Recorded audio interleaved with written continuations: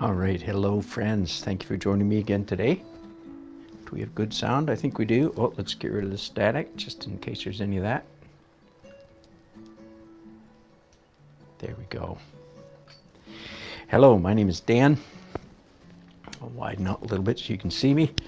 And this is Daily Art Adventure number 919. I need to grab something to whack my clacker. Those words sound a little dangerous. Anyway, this is my clapper. Daily Art Adventure 919. That means I've done 918 Daily Art Adventures before now. That makes this 1919. 919.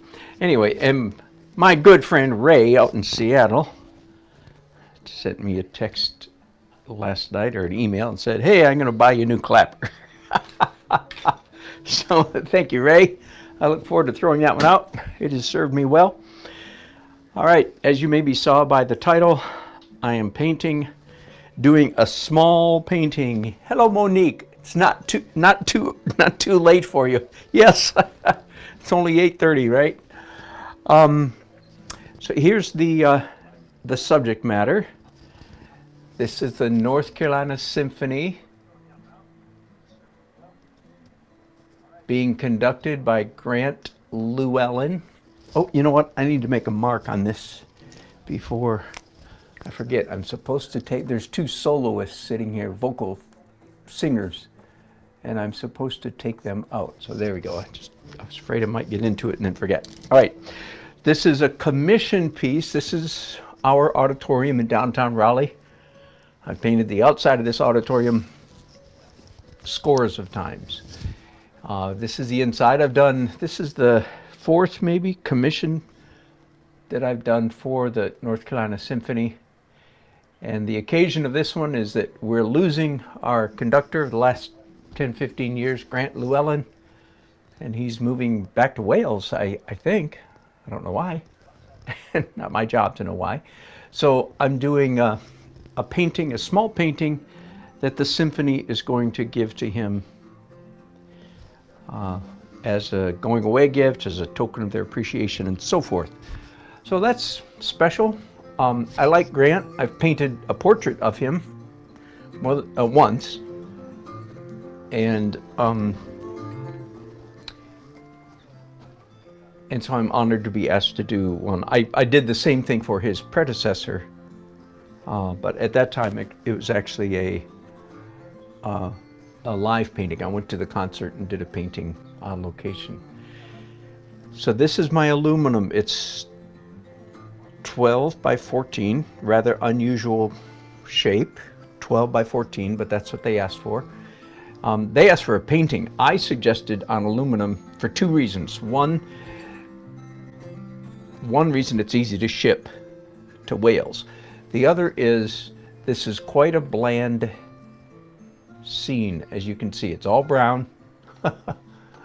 And the little bits of color are my marker I just put on there to cross those people out. So it's very, very bland. So the aluminum is to help give it a little pop. Now let's talk about painting on aluminum for just a minute before I get started. And to do that, I'm going to show you a previous painting.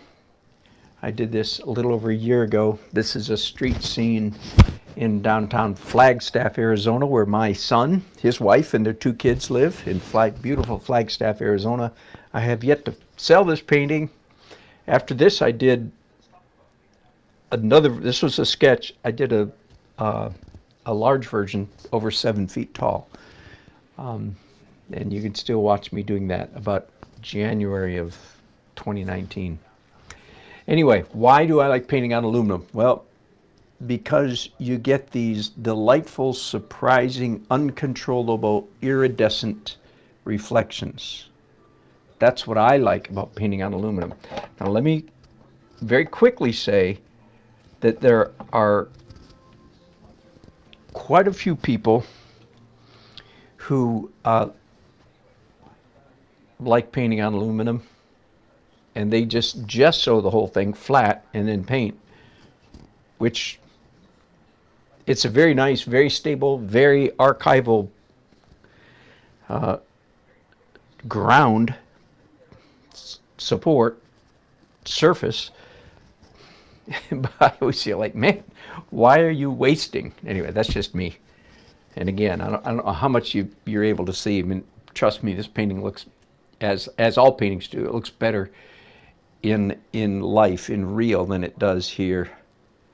But I think you can see some of the delightful magic. It just, iridescence is not technically the right word, but that's the best word I have to describe that. So that's why I recommended to my client that we do this painting, which is so bland, on aluminum.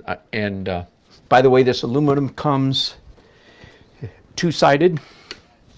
I won't take it off, but it's got, you know, plastic covering, like this.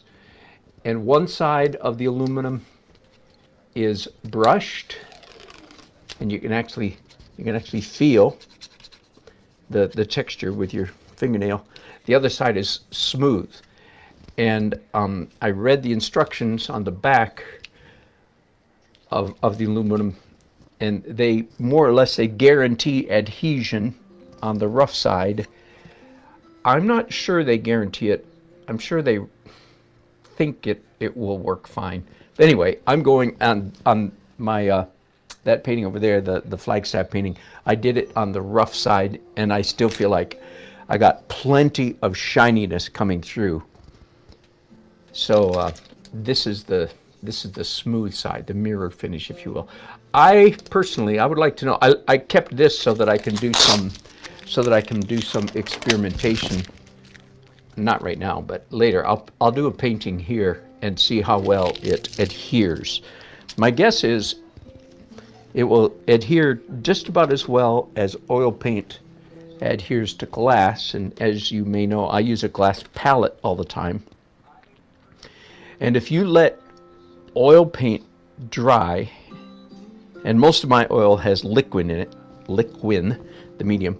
If you let it dry on glass, it's pretty tough. I mean, I take a flat razor and quite a bit of elbow grease, and I go scratching. So oil paint is, in my opinion, surprisingly tough when you just think that it's simply, colored dirt in safflower oil or linseed oil or whatever. It quite surprises me frequently how tough it is. So I expect that would be just the same here. Now, I didn't expect to get this much into aluminum, but let's talk for a minute. Can you do acrylic? And I'm not an expert, but maybe I am. And the answer is no, you cannot do aluminum. You can't do acrylic like my normal underneath the oil on aluminum. And here's why I think that. I also get acrylic paint sometimes on glass or even on plastic. And you know what? Acrylic paint, if it dries on glass, it sticks fairly well, but, big but coming, if it gets wet or heated, it comes off quite easily. So my feeling is no, way too dangerous to do acrylic. Now, it may be wrong, and if someone out there is an expert, I'm all ears. Please tell me about it. But that's just my own impression. Acrylic peels off glass, and I'm assuming aluminum. I may be wrong because of the texture here. In fact, probably am. It's very possible that aluminum would adhere to this brushed side quite well. So again, there's two sides to this brand anyway of aluminum, the shiny side and the brush side. So maybe the brush side is okay. But anyway, I feel like I'm quite safe, of course, painting on the brush side. So once again, there's my reference. Let me move you guys back around. Oh, I had it all set up so we got minimum glare. Now, okay, that's all right. That's about as little glare as I can get. And when I first started broadcasting just a few minutes ago, perhaps you saw me, I was in fact doing just a little bit, not much, but just a little bit of abstract phthalo blue and phthalo green, as a matter of fact. That happens to be the green I have in my palette at the moment. So there we go. Let's get started. I'm going to pick up some long-handled brushes and just simply start drawing. So I'm dipping my brush. Maybe we could do this for a change. Let you see my palette since the painting's so small. So once again, this is Liquin. Just in case any new people watching me, here's what I'm talking about. Winsor Newton, Liquin, my favorite medium, fast dry, transparent, and glossy. And I like all three of those properties. I'm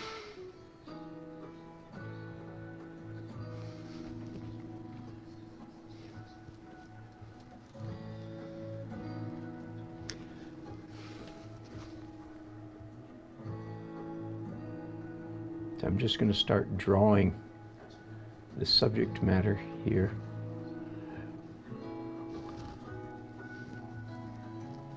And again, in my opinion, the beauty, the magic of aluminum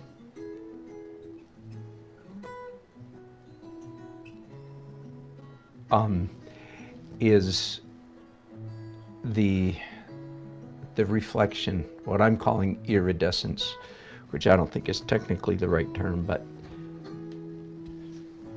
close enough. It's not a straight up reflection like a mirror. It's just a intermittent reflectivity that shows up through the painting. So that means I'm going to paint in my native style in this regard. That is to say, I'm going to paint transparent as much as I possibly can, so that when the painting is all finished, I will in fact have lots of that wonderful aluminum reflectivity peeking through the image, the finished painting. Let me point out another factor here. This has become quite, when I'm painting from photographs, which I've been doing a lot of lately during the coronavirus season, in Photoshop, I always make the image that I print out is the same exact ratio as my canvas. So this is my canvas. My aluminum is 12 by 14. This is the same ratio. Okay, so that's boy, I've made that mistake before. You know, be painting from a reference that is not the same as not the same ratio as the canvas, typically canvas I'm painting on, of course. And that can cause some real problems. And if you're like me, you catch them too late. So anyway, I've learned a little bit of a lesson there the hard way. I'm already making a change in my drawing here, by the way. I'm raising the horizon, quote unquote, in the painting. Well, hello, Duena. Southeast Colorado, how fun. Now, southwest, I mean, south. What? Now, let me get that in my mind. So, that's past Gunnison, right? And further down then, are you still in the mountains in south? And hello, light blue. Good to have you on board again. Aluminum, huh? Yep. Way to go, Michael, doing a dog portrait today. Good for you. Yeah, light blue. He says that picture will be tough with all those faces.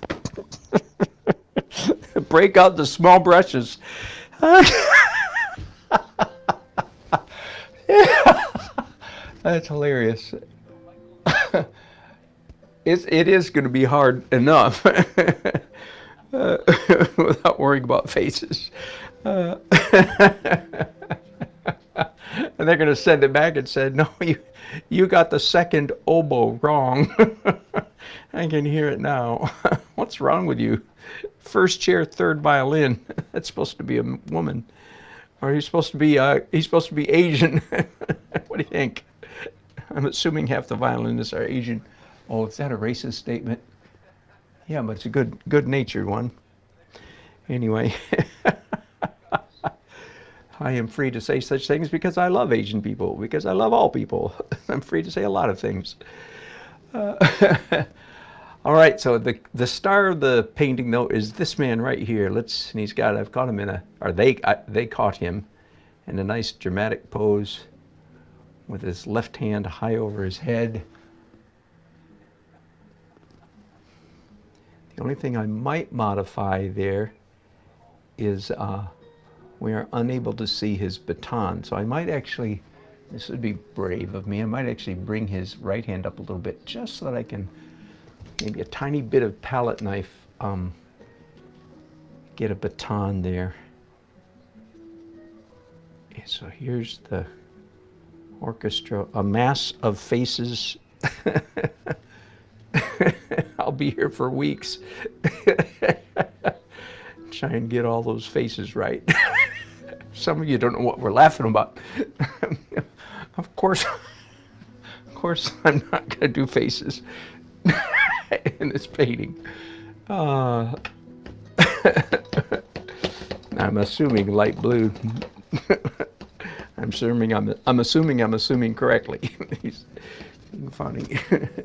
All right, you'll notice I'm doing my initial drawing in red. It's actually my favorite red color, which is permanent rose. I love me some permanent rose. Oh my. They say laughing is like jogging for your innards. So that's good. Thank you, light blue. And I actually got a workout today. Yahoo, good news. Our pool is open. We're rich people.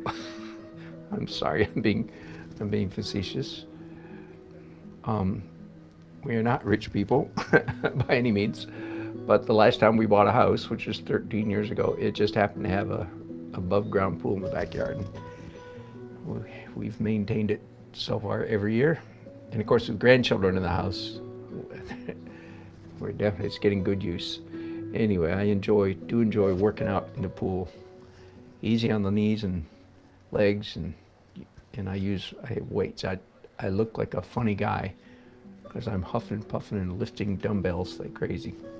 Anyway, happiness is, got a good workout in today, so I should be stronger at the end of the summer than I am at the beginning if all goes well. Yeah, and cause, exactly, get the harp strings accurate. Exactly. Hello, Ocean Wave. Thanks for joining us. Thanks for speaking up. All right, I was thinking about my broadcast today, which I never do, by the way. I never premeditate. I never think about I never think about it at all. Virtually never, meditate, think about, like, what am I going to say? As you can always tell, probably you regulars, because I never know what I'm going to say. But I was thinking about it a little bit, just as I was setting up and getting ready. In particular, because of the days in which we find ourselves. Are you familiar with that ancient Chinese curse? May you live in interesting times. Well, y'all, we have got that in buckets, don't we? My. I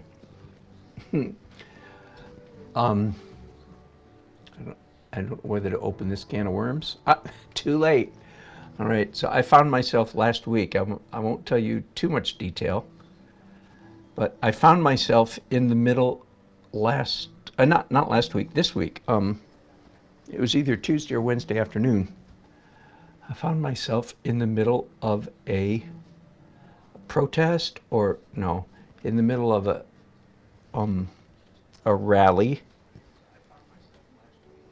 because I went to this one particular park in downtown Raleigh where I am very, it's part of my turf. It's a regular part of my, I've worked, so to speak, in this this park downtown for decades, literally. It's part of my turf, if you will. And lo and behold, there was already a rally going on before I got there. And I was glad I was there. It was good for me to be there. Now, and I'm not going to tell you too much about it, but a little bit. And I'm going to try not to trigger anybody. But first of all, it was a rally for black people with initials to their organization. And you can probably figure out what the initials were. And but about 1/3 of the crowd, maybe more, was white. So first of all, I did not stick out per se in the crowd. But anyway, it was. I was glad to be there. I was glad to hear what they were saying. I agreed with much of what they were saying, and I disagreed with much of what they were saying. But anyway, there was one part in particular where the young lady who was actually the primary organizer of the group, cute little girl from Los Angeles, community organizer is what I think she called herself. I'm familiar with that. I am familiar with that term. And she was talking. She was a poet, so she was talking to her fellow artists, and she was urging the artists to be radical, to be more radical, to be more radical, be more radical in your art, more radical in your painting, more radical in your whatever, everything. And just from an purely artist point of view, my heart sank.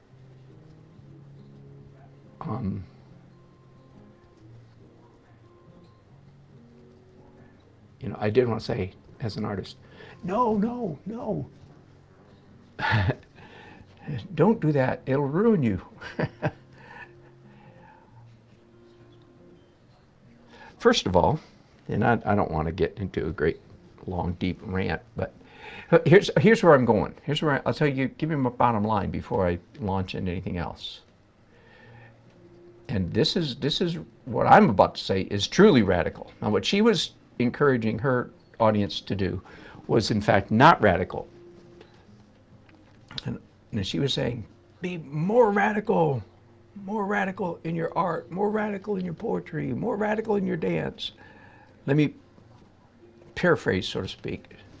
In a sense, she was saying, keep doing the same things that radical artists have been doing for 200 years. That's right, keep doing the same thing.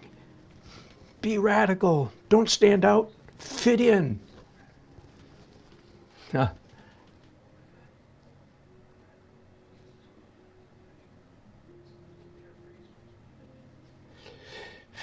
Some of you may be confused. Let me give you a few names. Fit in with Jean-Jacques Rousseau. Fit in. Agree with Rousseau. Fit in with Rousseau. By the way, I'm really fired up about Rousseau. You could say in the negative sense, because I just read a biography of his. I remember hearing a course about Rousseau in high school and college. I'll give you the Dan's Cliff Notes version. Rousseau was an utterly despicable, bless his little heart, human being. Deeply, deeply damaged and deeply damaging. Basically murdered his 5 children. You heard me right. He didn't actually murder them with his own hands, but he birthed 5 children through his mistress, more or less lifelong coal-maid mistress, scuttle-maid mistress, and because of his domination over her, insisted that the children, all 5 children, be given to the local, the foundling or orphanage in Paris. At the time, the mortality rate of that orphanage was 95%. In other words, 95% of the babies given to them died. The final 5%, if they survived, they became prostitutes and beggars. So rather than keep his children, which were a nuisance to him and did not fit in with his revolutionary views and agenda, he consigned them to an early death. They all died in the orphanage. He knew they would die because virtually all babies given to that orphanage died. That's just one. That's just one of his issues. Anyway, and he was a radical and preached radicalism. So let me back up. So my heart sinks. Not that she was telling them to kill your children, although that's another message from another time. But she was saying, indeed, be radical. And she didn't mention Rousseau, of course, but she could have mentioned Rousseau or Marx, whose book I have just finished reading, Das Kapital, and also his biography, both. And he was always, you might think I'm being judgmental. No. If you read their biographies, you would agree with me. They're utterly reprehensible characters on almost every level. Oh, anyway. So she was saying, be radical, fit in, do what people like you have always done for centuries. And I contend, if you will, if I'm going to contend about anything, that beauty is in fact the proper project and domain of visual artists. Now, of course, believe me, I don't say that in ignorance. I am keenly aware of the fact that by saying that, I am desperately out of touch with the prevailing art philosophy of the last 100 years, and 100 and a bit.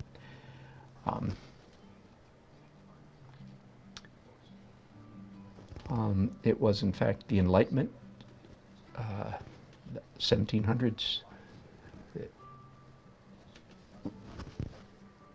launched a whole bunch of stuff in our society. Well, I'm nearly finished here. Let me see. Somebody's asking a bunch of questions. Let me go back. Hello, Barbara. Oh my goodness, I'm missing a whole bunch of stuff. Hello, Kaz. Do I know the pigment number? That is a great question for my permanent rose. That's a question worth research. I do not. And I don't know that it, like, this is, I have here my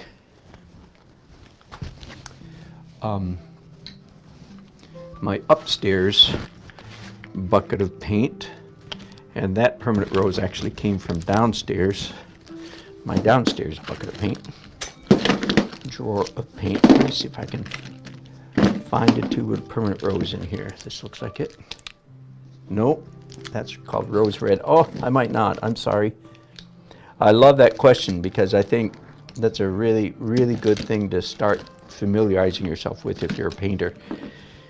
Nah, sorry, I don't have it here. So I have a quinacridone magenta and I have a rose red.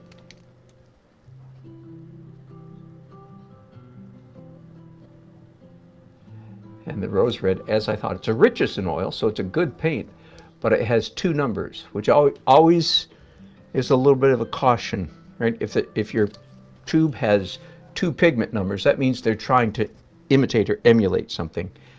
And indeed, this is P122 and PR122 and PM. Let me put on my magnifying glasses. The very picture of style here. no, PV, P violet 29. So 122 and 29. Good question. Sorry, I don't know the answer to it. I do like knowing the pigment numbers. So there we go. I was not able to answer that. Very good question.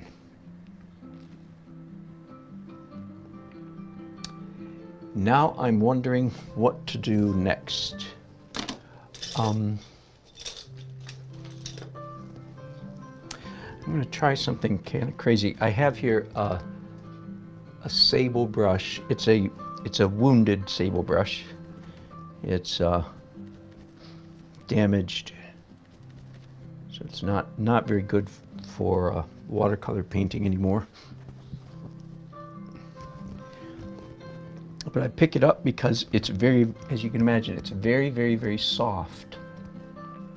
So I'm wondering, I only have one of them though, that's a problem. I'm wondering if I can drag this brush across the paint one time. I already discovered I can't go back and forth twice, or it just lifts up what's underneath. But I'm guessing if I play myself carefully, so to speak, I can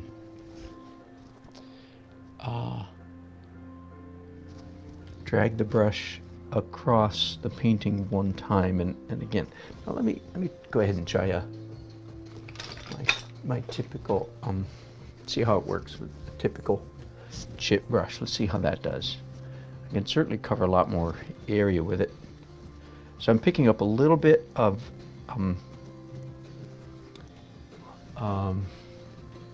Indian yellow and some kind of orange.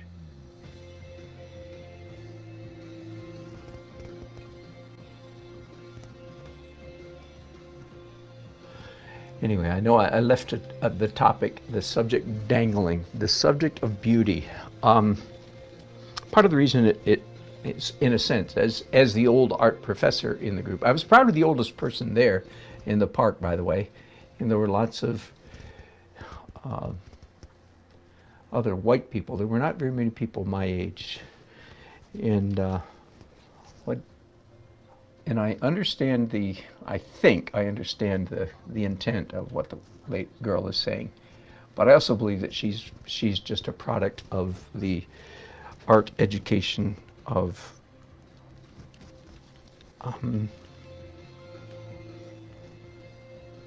the establishment. And the problem is, with being a radical artist means you get to be a lousy artist, and if you're a lousy artist, nobody, quote unquote, will pay attention to your message. Although that's not strictly true, but anyway, that's as far as I want to go with that at the moment. Let me go back to the issue of beauty and why I'm a defender, if you will. I'm not sure that's the right word, but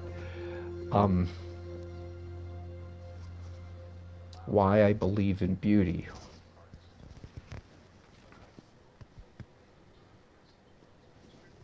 And beauty, by the way, in fact, let me back up. Did you know, and many of you probably don't, some of you will know this, that if a card-carrying member, so to speak, of the art establishment wants to insult somebody like me, a traditional, what they would call a traditional artist, with the most what's the word? The worst insult that they could do. You know, why would they ever want to do that? Well, I could have agendas. But anyway, the worst thing that they would say about my artwork is that it's pretty. So let me start by saying prettiness and beautiness are by no means the same thing. Okay, one of the greatest war, I'll jump right to an example, of a good example. One of the greatest war protest paintings of all time, well, of the last 100 years, would have to be Picasso's Guernica. And some people would wrongly think that that painting is famous because of the message or because of the protest. I contend that it would never have seen the light of day, so to speak, if it had been a bad painting. But it is, in fact, the fact that it's a beautiful painting is actually why people pay attention to it. It's a beautiful painting with a troubling message. And when young artists take it upon themselves to be more radical, they almost always abandon beauty, quality, skill, excellence in favor of message. That, you know, I mean, just speaking loosely, I would imagine that something like 97% of all college students graduating with a master's students graduating with an MFA these days from a typical university are into message, not into beauty. And that's why virtually all their paintings are not any good. Just be blunt, Dan. Tell us what you think. All right. Some of you guys are chatting up a storm and I'm ignoring you. Hello, Barbara. Good to have you here. Barbara, the first two paintings I ever did on aluminum were actually portraits of Santa. And it was quite fun. I'm quite fond of those portraits. They're both sold, but you can still see them on my website, dannelsonart.com, on the portrait page. I like them because the aluminum, of course, forced me to paint more like John Singer Sargent. Forced me to be a good painter, because it's at least the way I do it. Because it's so, what's the word? It does not invite, well, I'm going to get myself in trouble. I was going to say it doesn't invite fussiness, but in fact it could. Okay, but that's not the way it rubs me anyway. Hello, Barbara. No, I'm in oils. Thanks. Yep, it is oil. Thanks for asking, you guys. I did not prime this. Thank you. Yep. Sorry. Ocean wave. Why do you use both hands? Is this normal? Very much so. Very much so. It is normal for me to use both hands because my left hand knows things my right hand doesn't know. My left hand does things that my mind doesn't even know. So I get a wider variety of stroke mark. I get more interesting marks by using two hands than I do by just using one.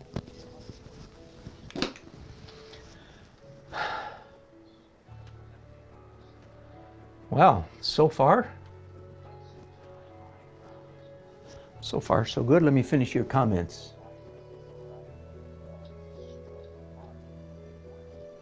Ocean wave, thanks for asking. I trained myself to be ambidextrous. It took me about, now I think if you lost your dominant hand, your other hand would click in in about 3 months, I think. But it took me about 3 years to feel comfortable with my wrong hand.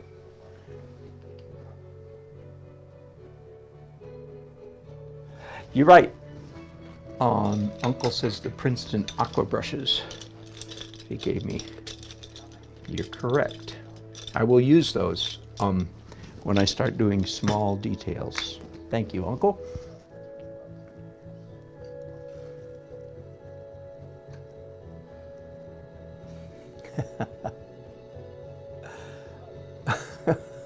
We go all over.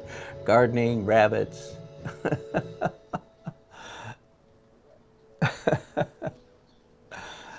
Art AKC, good to have you here again. No kidding, Barbara. A fox in your backyard. My goodness. Michael, no, I did not put anything on the aluminum. If you missed the beginning, the aluminum does come with two sides. Of course, it's got plastic, protective plastic over it. Peel it off. One side is brushed, and the paint will adhere quite well because of the texture. The other side is mirror smooth, and it might. I cut this off the end, by the way. It was 12 by 16, and I cut it to 12 by 14, and I didn't put anything on it. Yeah, Barbara, that was part of the reason I started painting with two hands, so that I was hedging my bets. I'm old enough to know that, look at old people, not like me, real old people, actual old people, I mean. We lose parts as we get older, and so that it made me think, well, I should start hedging my bets, so to speak. All right, now I'm mixing up something dark. Got some ultramarine, and there we go. Now a little more purple than that. Ultramarine, oxide red, which of course is a brown, and a little bit of dioxazine violet. So I can start doing some. By the way, I do not have very long to finish this painting. I told my client it may be done by Monday. I have certainly until Tuesday, but so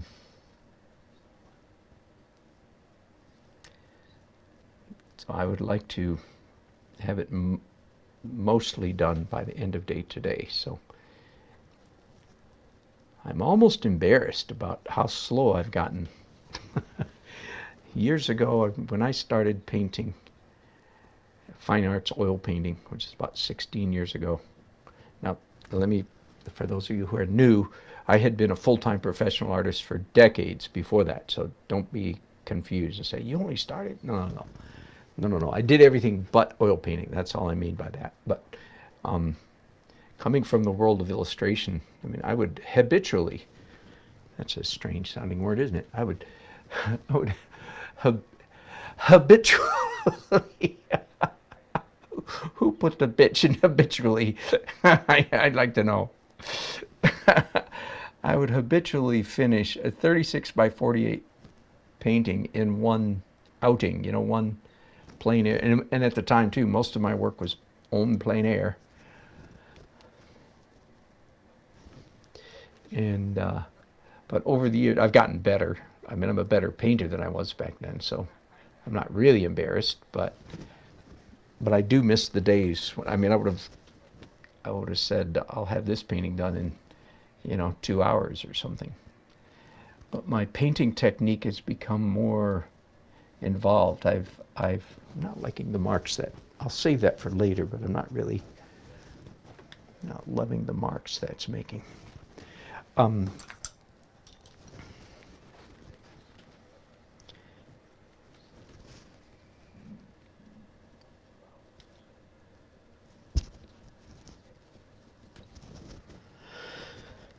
So my painting process has become more complex, more layers, more stages, more phases to go through, and so it's gotten slower. But much of that doesn't apply to painting on aluminum. I think this is only the 4th painting I've done on aluminum. Okay, so I know some of you just joined me after I started. Let me review this again. Here's a finished painting I did in January of 2019, and the reason I like painting on aluminum is for the magical reflections you get coming through the paint. So that's a minimum of opaque paint, but the opaque that's there is very important because it creates a distinction, to a contrast to what is transparent. Oh, while I'm showing paintings, let me take just a second, and I finished yesterday's portrait, by the way. There's when I came to my studio this morning, I discovered that I had, in fact, had the man's face nearly perfect. I did about a 10-second touch on this eye with some lightness, and likewise a 10-second touch on his tooth over there, and said, good enough. So I'm done. So I'm happy with that. I'll let it dry for another day, and then I'll varnish it. In the olden days, you had to wait for 6 months to varnish a painting, but Gamsol, bless their hearts, Gamsol has come up with a varnish that they say, and I think they're probably correct. It's a mixture between regular varnish and retouch varnish. Anyway, what's it called? Gamvar. So Gamsol has come up with a varnish that allows us to varnish a painting shortly after it's finished. Boy, that is a real boon. I'm a nut. I like old-fashioned words because it makes you sound weird. It's a real boon to us painters, is the ability. Well, it's really great because I can ship paintings off that are already varnished and sell paintings that are already varnished, and I don't have to tell the client, the buyer, you have to varnish this in 6 months, or that kind of stuff, which I've done for years and years and years.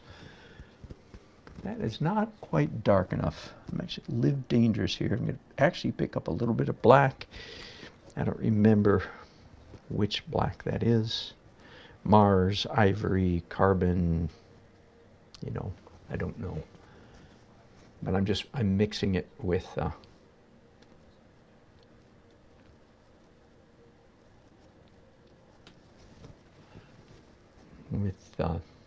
the purplish dark stuff that was already on my brushes.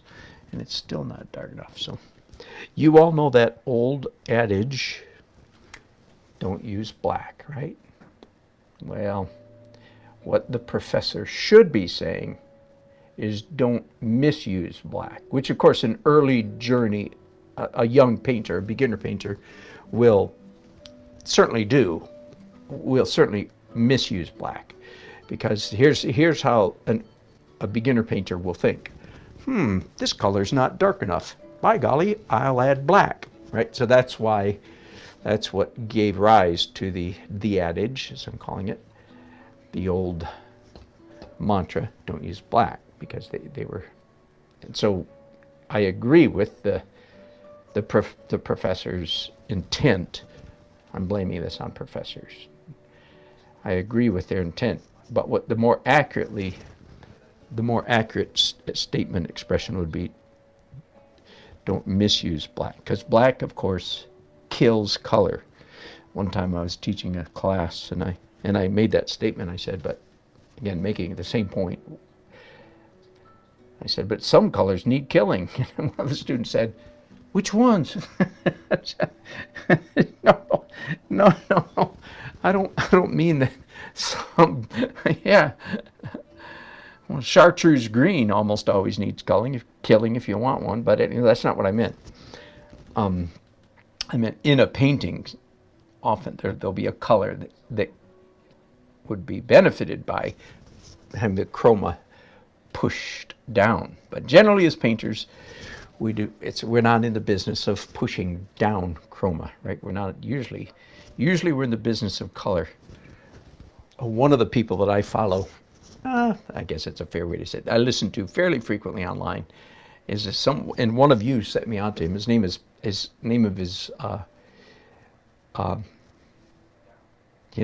on YouTube is Paul Talks, Talks, Paul Talks, and he's quite the interesting fellow. He's American, grew up in New York, and now he lives and paints in France. He's very interesting. So I was very glad that one of my listeners, one of my regulars, he might be listening today, in fact, whoever did that, sent me off to him. He's a very interesting guy. Anyway, I heard an expression last week from him that I'd never heard before. He was talking about the neoclassical painters, and he means by that the people who are around these days who are graduating from the ateliers, right? Like the Art Renewal Center. If you're not familiar with ARC, Art Renewal Center, you should look them up and be familiar with that movement. It's a very, compared to the prevailing art establishment, it's a very small group, but it's a very vocal and I would say powerful group. similar to me in a lot of ways, in that they are objecting or giving a counter voice to the prevailing art establishment. So similar to me in that regard. And they do beautiful paintings. But one of the complaints I have about them is that all their beautiful paintings, if you follow them for a while, just go to ARC, artrenewalcenter.org, probably Google it anyway, and look at their paintings and you'll see what I mean. They all tend to be dark, gloomy, and he called them brown soup,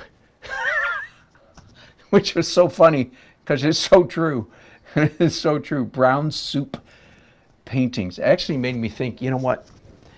I should just, as I've said over the years, every artist should do at least one, all of you should do one hyper, super photorealistic painting. For one thing, it will get all your non-artists off your back. If you do one and cheat, not cheat, use every photomechanical means you want to capture, trace, project. They do, so use, but just do it. Grit your teeth and plug your nose and do it. Well, now I'm thinking maybe every artist should do one brown soup. It's just such a funny description because it's so true. Everybody should do one brown soup painting. I owe that expression to Paul Talks. And I actually have a dear friend here in the North Carolina area who's a fellow artist, and we had painted together for quite a number of years, and then he was actually instrumental in getting a pretty well-known brown soup. Sorry, I can't say it without laughing. He got one of the big dog brown soup painters to move to Raleigh. Now, he has since left Raleigh, I believe, but he left several of his friends. Joshua LaRock, if you want, I'll name names here. L-A-R-O-C-K, LaRock, Joshua LaRock. Beautiful painter. Well, I don't know if he's beautiful, but his paintings are beautiful. Sorry, bad joke. Anyway, and my friend, who's older than me, and he'd seen scores, hundreds of my paintings. Well, he just thinks Joshua LaRock hung the moon, and he's just completely enamored with brown soup painting.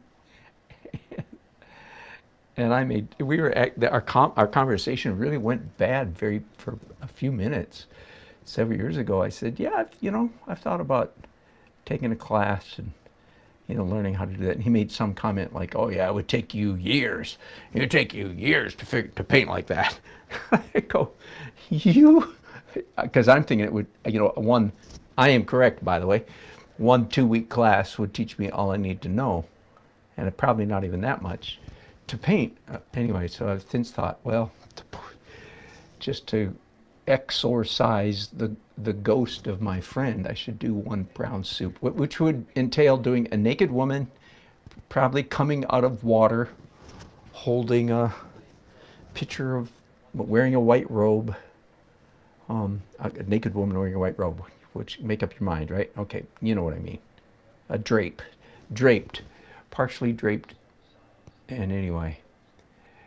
So I've got my, I'm just rambling here. I've got several photorealistic or super realistic, whatever you want to call them, hyper-realistic. I've done that, but now it looks like it's time for me to do my token brown soup painting. Just to put some of my ignorant friends to sweet silence, bless their little heart. How did I get on that subject? I don't know. There's no accounting for where I go here, is there? Let me go back and see what you guys are saying. Hello, Toby. Good to have you on board. Haven't heard from you in a long time. Hello, Uncle 60. Thanks for speaking up. Toby, yeah, exactly. There are people who use, like Renoir used black deliciously. Good point. Very good point. Jeff 612. Do the panels come with the aluminum on, or can you do it with aluminum foil on a stand-up? Wow, that's interesting. Don't know. Don't know. Yeah, Dennis, you can get. I got my aluminum at Jerry's Autorama. Toby, was that you? How fun! It seemed like somebody like from your, the day when back in the days when you were on more often than you are lately, perhaps.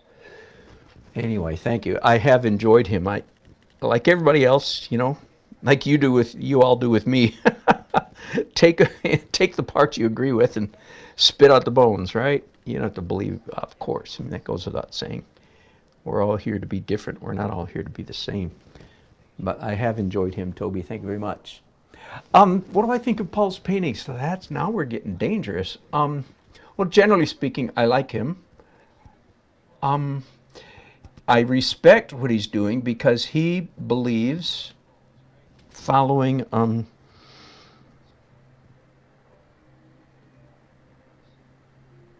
he quotes, I'm forgetting the famous classic painter who did the chubby babies.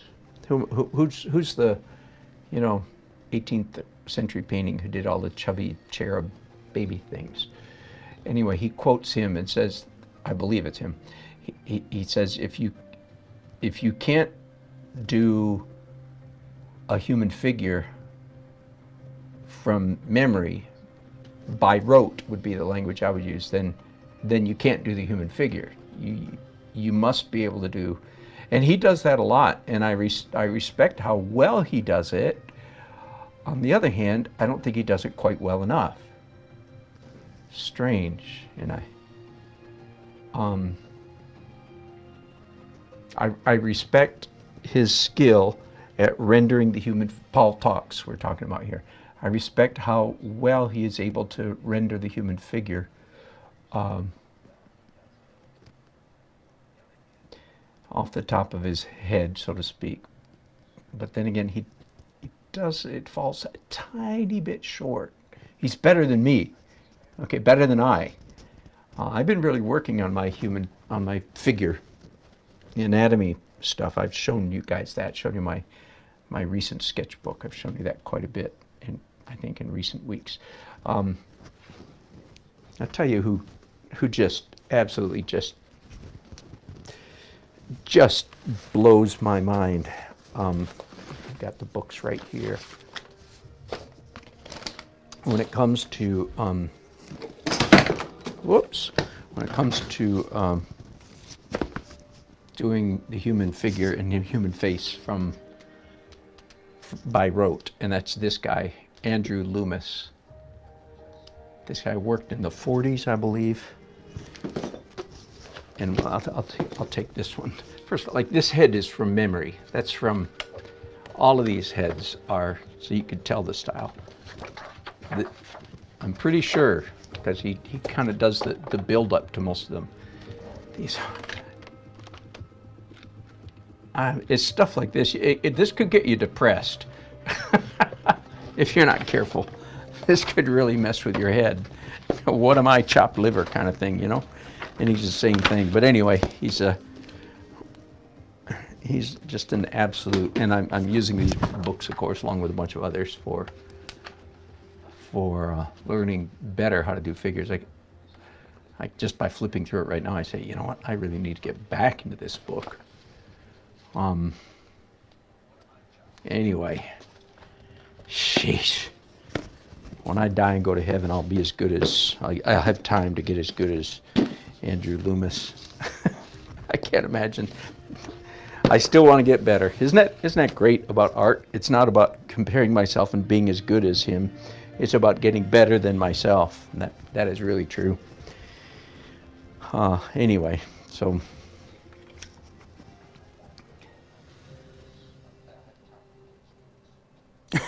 Dennis, will that balcony hold all those people? Well, looks like it. Evidently. How many rows? 1, 2, 3, 4 rows. 1, 2, 3, 4. Yeah. This is men here in the middle, women, women, women, women and men. That's funny. For those of you who missed it, the beginning, this is a commission. I'm painting it for the North Carolina Symphony, and I think this is the 4th commission I've done for the symphony, so that's quite an honor. And this painting is going to be a gift to our conductor of the last 10 or 15 years. I forget how many. No, it can't be 15. No. 10 years maybe. Grant Llewellyn, who is leaving us after what I thought was a very successful stint as the conductor of the North Carolina Symphony. And he's already gone back to, he's from Wales, Grant Llewellyn. And so this is part of his thank you going away gift. So I'm very honored to be asked to do that. It's a very small painting. I'm not being paid an awful lot for it. Simply, I'm being paid a lot per inch. Right? I don't know about you, but my paintings are in a curve, right? The smaller they are, the more expensive per square inch. And then I think that's pretty standard. And this is in fact the smallest advertised on my price list, because I emailed them my price list months ago, and they picked they picked the smallest size. Stuff like that makes you think, I should modify my price list. If people are modify up, that is, not down. If I'm going to pick the cheapest one, I should eliminate the cheapest one or raise the price. Anyway, I digress. I'm being paid very well for the size of the painting. I'll just say that. Oh, boy, you guys are chatting up a storm, and I'm loving it.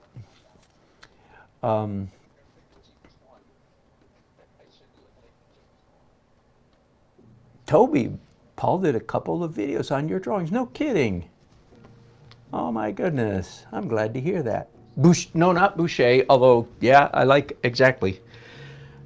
Boucher. No, it's more common, much more. Who does the baby cherubs? The little cherubs you see everywhere. It'll come to me in a minute, I'm sorry. I'm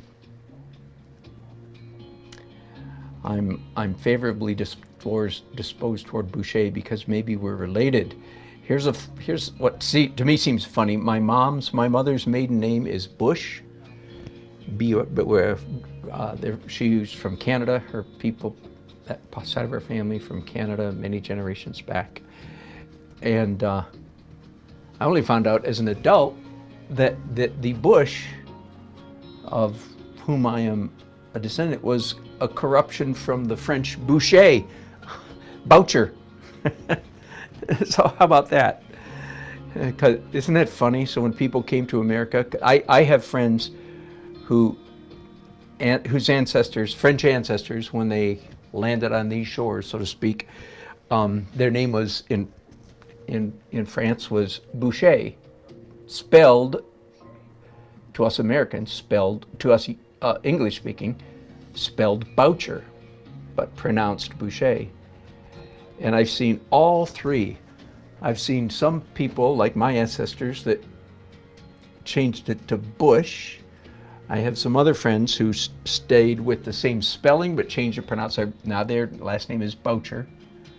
And then I've seen some others, stalwarts, who try to go with an apostrophe and an accent mark to indicate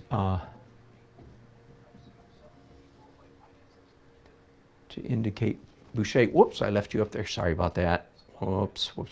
Did you enjoy looking at that photograph for a long time? Fracking hard. No. Rubens. No, Rubens. Just Rubens. That's who he was. I think that's who he quoted when he says, Rubens says, if you can't paint the human figure from memory, then you can't paint the human figure, which, yeah. Well, that's pretty cool, Toby, that he talked about your, there you go. And Bouguereau, of course, is the last in a long line of classical salon painters. Is that fair to say? Fair a fair summary. Okay, hang on here. Just about to, oh, not quite. Just I'd say just about time for me to start doing some opaque stuff, but no, plain old Rubens. That's all I was looking for. Much less esoteric.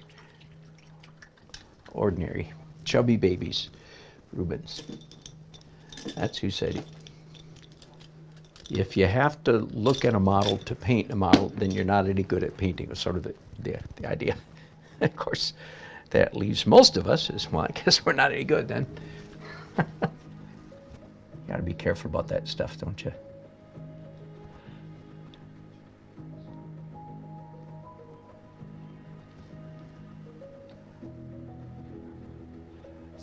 One of you newcomers mentioned a little while ago about me painting with two hands, and I've mentioned this before, but it's been a long time. Here's a funny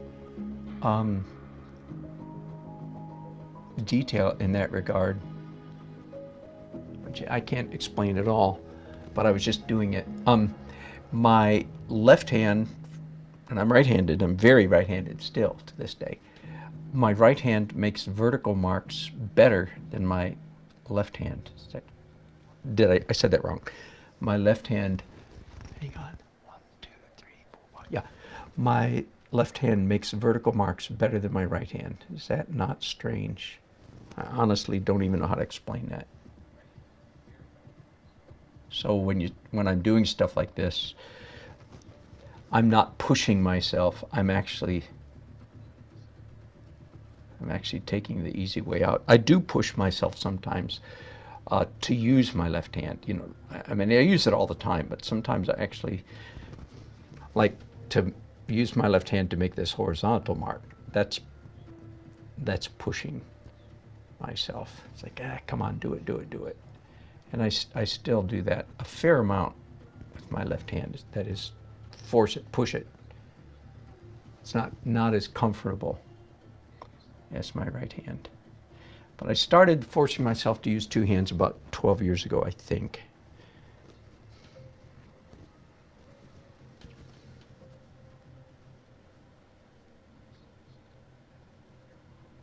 So there you go.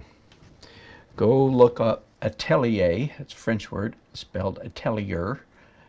Look up atelier art and then just hit image, or look up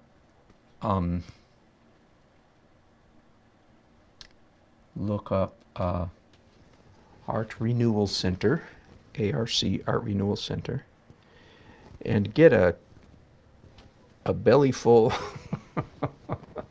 of brown soup paintings. So that's Toby. I don't know if you heard that. That's what brought up the subject of Paul Talks. I thought that was hilarious. I hadn't heard him use that term before.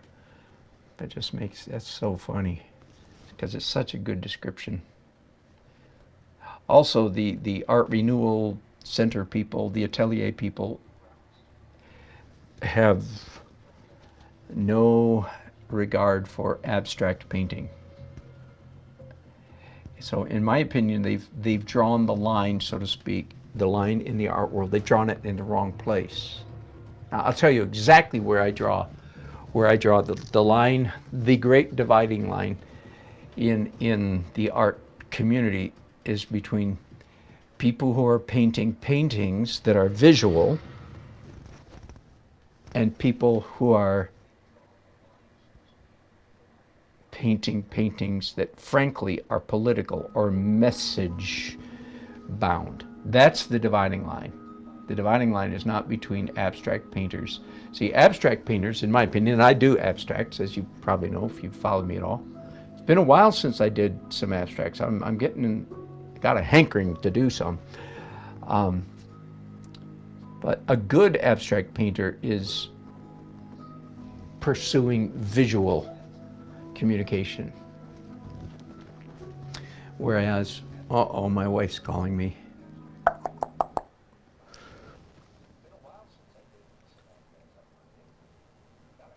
Oh, Toby, the odd nerdrum, same thing. Brown soup painter. fascinating guy, and I know some people have called him the best painter in the world, the best living painter in the world. And he is odd, isn't he? I'm sorry, he's Norwegian, or I think, so that's his name. Doesn't mean odd, but yeah, tends to be a brown suit painter, if I'm remembering. I certainly have looked him up. When I heard he was designated by somebody as the best living, breathing painter in the world, I said, wow, let's look at him. But he's very much in that, again, what Paul would call brown soup. It's probably not very funny. I'm probably being really mean by laughing. I know, forgive me. Forgive me this moment of meanness. And they're good painters, don't get me wrong. They are. They can be really good painters, those brown soup guys. But again, they don't have any place for abstract, and they've drawn the line in the wrong place.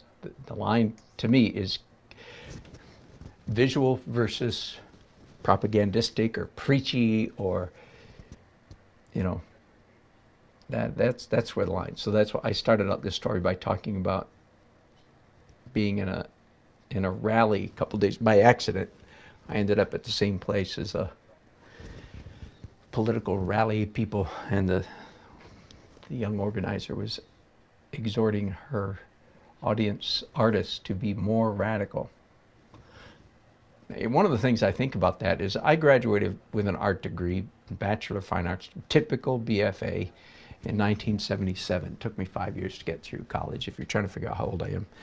So, graduated in 1977. When I look at most of the abstract painting that is being, I mean, virtually all of it that is being done today, all abstract painting, it's essentially identical to what we were doing, or to what my classmates were doing in 1977. I mean, you couldn't drive a knife edge between. You can say, oh yeah, no, this is so new. It is not new. So anyway, and again, my goal when I do abstracts is I'm not trying to be new. I'm trying to make beautiful, beautiful marks and colors on a canvas. Marks, colors, shapes, lines, shape, all the abstract elements of design, right? We're just not having to worry about retaining an image. All right, when my wife calls, it's usually important, so forgive me. I'm going to take a real short break here, and I'll be back.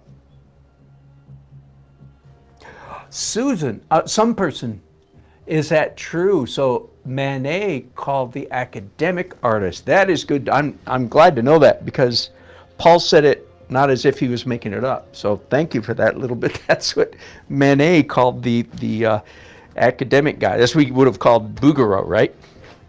No wonder it's such a perfect saying. It's been around for over 100 years. All right, forgive me. I'm going to take a quick break. I'll be right back as soon as I talk to my wife. Thanks, bye. All right, I think we're back. I'll give you guys a second to catch up.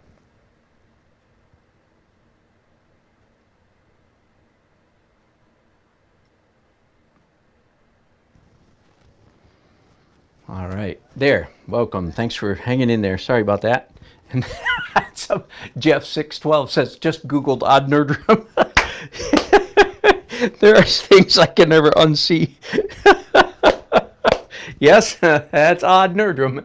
He is rather odd, isn't he? That's hilarious. Oh, I know the sentiment exactly. All right, thanks for being here, y'all. Let's get back to painting. I'm doing a painting of the North Carolina Symphony on aluminum. It's a commission. It's going to be a gift for the conductor who has left our fair city to go back to his home country, evidently, of Wales. And pretty much the whole, other than the abstract yellow, other than the abstract blue-green stuff I did at the very beginning, everything else I've done for the last, however long it's been, hour, has just been rendering, just sort of blocking in, what I prefer to call blobbing in. But it's about time for me to switch and start painting, real painting. In a sense, everything I've done up to this point has been drawing, rendering, capturing, delineating, so forth. Now it's just about time for me to start painting. And again, here's the photograph. And it's a fine photograph, but for a painting, it's horrible, right? It's bland, flat, uniform lighting. I mean, the light are shining down on the orchestra, but no, it's not. It doth not a painting make, so to speak. The most obvious change, modification I want to make, play of light is the most important aspect of any painting, of course. I'll let you see both the photo and the canvas aluminum for a while. So in reality, the light is, of course, performance lights, you know, straight down, lots of spotlights and so forth on the orchestra. So that the lightest part of this photograph is the floor, well, the shirts, but you don't see much of that. The floor in this unique texture, distinctive texture of an orchestra, chairs, legs, and bottoms of instruments. And then, of course, the bottom part of these white panels up here. That's the photograph. This is a gift for the conductor. So I'm being pretty predictable here. I want to make more of him than is in the photograph. Also, here's one of the changes. This is either bad drawing or accidentally, this kind of thing happens all the time. This band right here, this bit of the architecture, I've made quite a bit wider. Or another way to put that is I've taken the people in the balcony and made them higher. Now, if that bothers me a lot, and it might, let me stop, regroup, and think for a minute.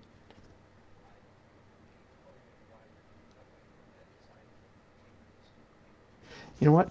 I think it does. It does bother me. I didn't think it was going to, but so I'm gonna bring the choir, the chorale, North Carolina Master Chorale. I happen to know is who that is up there. I'm gonna bring them down a little bit. Still, I've made this part a little bit wider than real, and to some degree or to some extent, I think that's a good intuitive mistake. Some of the mistakes we make as artists, I think, are actually our subconscious mind making corrections. For instance, I've discovered that I do a lot of cityscapes, as most of you know. Maybe if you don't know, that's what I paint more than anything else is cityscapes. And I've discovered that I habitually, there's that word again, make buildings narrower and taller than they are in actuality, in reality. And it's a mistake in drawing, but after many years of doing it, I've decided if it is a mistake, it's one I'm going to keep doing because it actually makes the buildings are better looking when they're crunched this way. All right, so there we go. I like that better. Anyway, so I was talking about I want to make more. So first of all, I'm sure I'm going to do light on the platform right in here. That'll be my lightest lights. That'll be one of the last things I do. I'll do it. I'll build up to it, of course. But then I'm probably going to have some kind of glow. What I'm really thinking, I'll just jump right to where am I going with this. I'm either going to have a shaft of light coming from the upper left or from the upper right. Oh, and I just made my mind. Just as soon as I said that, I said, no. It's definitely a shaft of light coming this way, which does not, you see, it's not here at all. It's going to be atmospheric. It's going to be dramatic. Which means that these corners here, yeah, that's pretty wet. These corners here are going to fade to dark quite a bit. Well, let's get started then. I think I can just try to use bristle brushes. I've been using soft brushes for the last little while.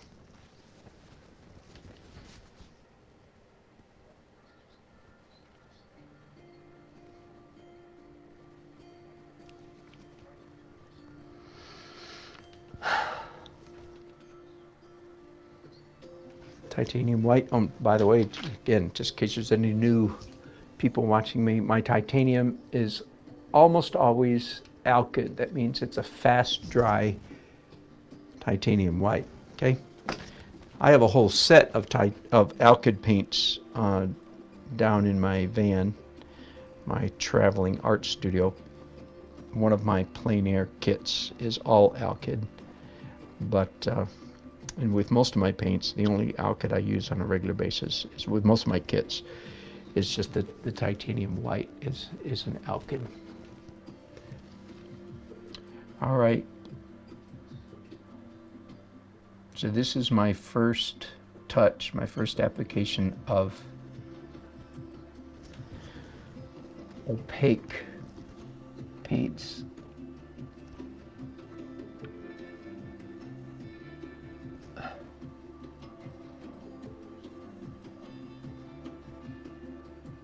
And I'm going to be torn, so to speak, between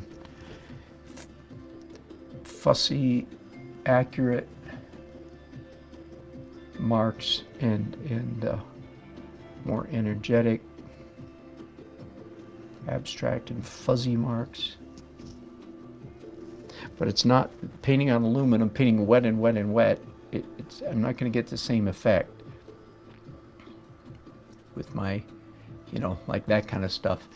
It has the effect of almost as much of scratching the old paint off as it does adding new paint. So when you paint on aluminum, you certainly have to change your handling of the brush, handling of the paint a little bit. If you're painting wet and wet and wet, as I am, clearly as I'm doing here, you have to change your handling of the stuff. And I don't even need to tell you how, it's just intuitive, you know what, you know how to do it.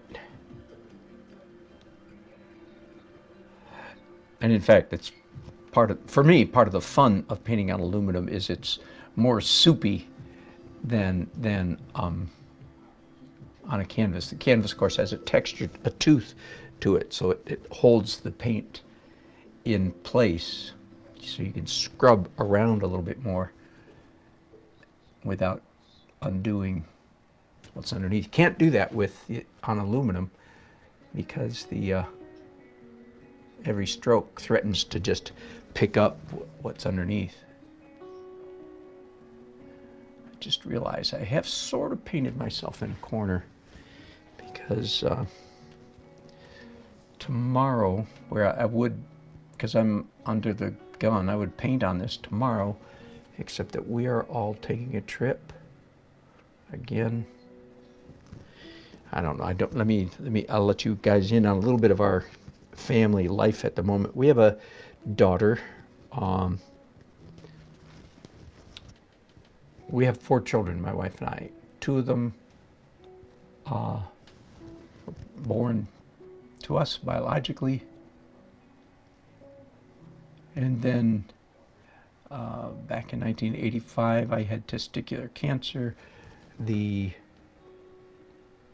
treatment of which left me unable to have any more kids, and we both wanted more kids.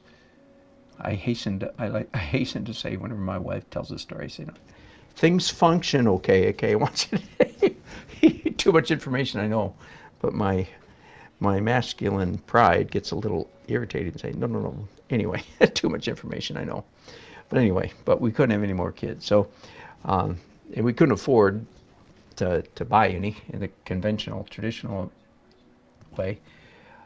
So we said, Lord, if you want us to have more kids, you're going to have to drop them in our lap. Well, turns out that's exactly what he did. So long story. We adopted a sister and a brother in 1993. They were 10 and 5 years old, respectively, older sister. So we had 2 kids and we adopted 2 kids.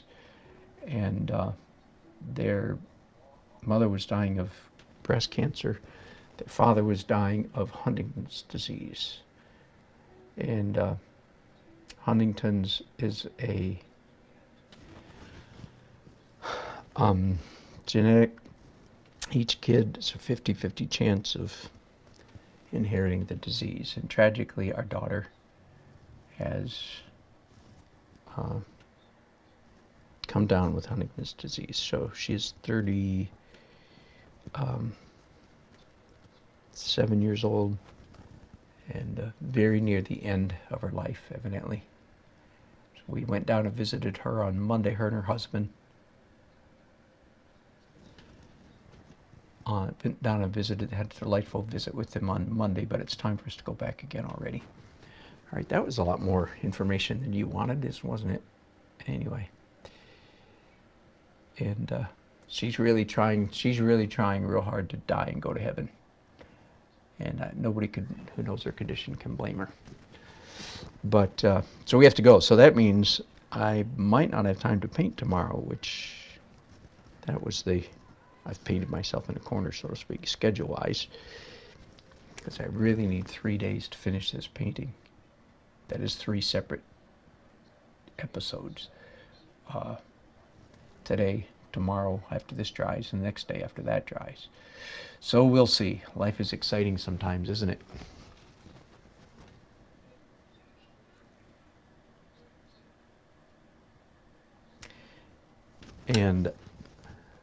And thank you for your kind words. Hello, Dennis. Life is strange, isn't it? Now,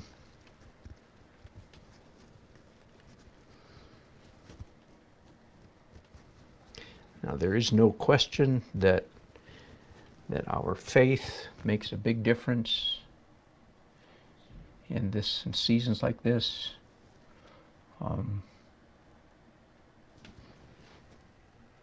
My heart goes out to you that don't have such faith. You can have it if you want it. No, I'm not sure that's true. Be that as it may. So it has been interesting. There's been many times in this journey, and it's been going on for a long time. We've known she's had it. The most difficult period by far for us were the several years when my wife and I knew that she had the disease and she did not know. That was a horrible season. That really was painful. So we've walked with her, and then her and her husband. Her husband married her knowing she had this, which is just astounding. What a guy. We love him to death. And but there are many times I thought, I should just be devastated with grief here. This is our daughter dying. I should just be a mess. And I ought to be. But strangely, I don't know, some might call it God's grace. Strangely, we're not. We're sad. Oh, of course. What are you talking about? But we're not disabled or wiped out. It's just sad, that's all. And of course, as I say, and I'm not, as you know, I usually play my spiritual cards kind of close to my chest, because I'm not in the business of trying to trigger anybody or, saying this is a broadcast ostensibly about art, but watch out, what he's really trying to do is evangelize everybody, right? Nobody likes deception or bait and switch, right? False lead. So I usually play it. I'm being a little bit more transparent than normal here, but it just seems appropriate. And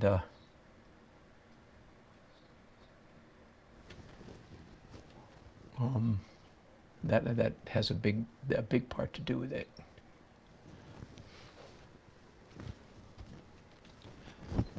To do with the fact that we're not just utterly and completely bowed down by grief. It is sad. We are sad. But I would have thought we would be just, devastated. Well, we're sad, but we're not devastated.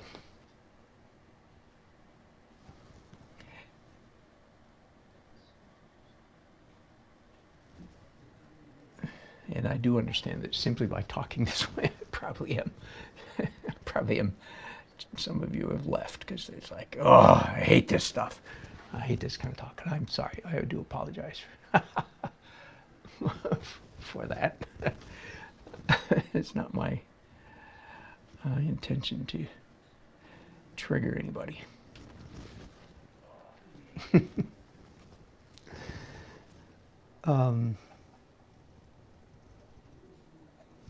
You all are being sweet. I appreciate that. I would expect nothing less from my viewers. So let's get back to the subject of beauty, something a little bit lighter.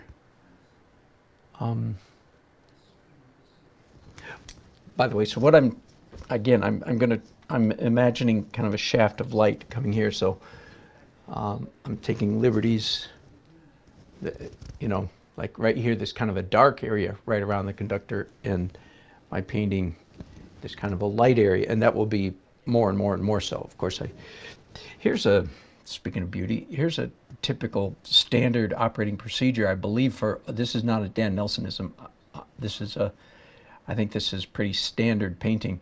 You build up your lights. Well, you build up your darks too. Okay, never mind. For me, the process of painting is layer upon layer. Of course, that would be the primary categorization of my approach to painting. Is you're building up layers and layers of transparent, translucent, and occasionally opaque. But you understand, a layer of opaque is sort of an oxymoron, right? Because once you do opaque, it covers everything underneath, so everything underneath becomes a moot point. Do you follow that? You follow that logic? So when you say layers and layers, you can't really mean opaque, because one layer of opaque, again, obliterates whatever's underneath it. Now, let me quickly say that most people who paint ostensibly, or paint straight out of the tube opaque, they use the word opaque, but they, in like Richard Schmid would be a classic example, but it's not literally opaque, because in fact they do paint in layers, and the underneath layers do continue to have an impact on the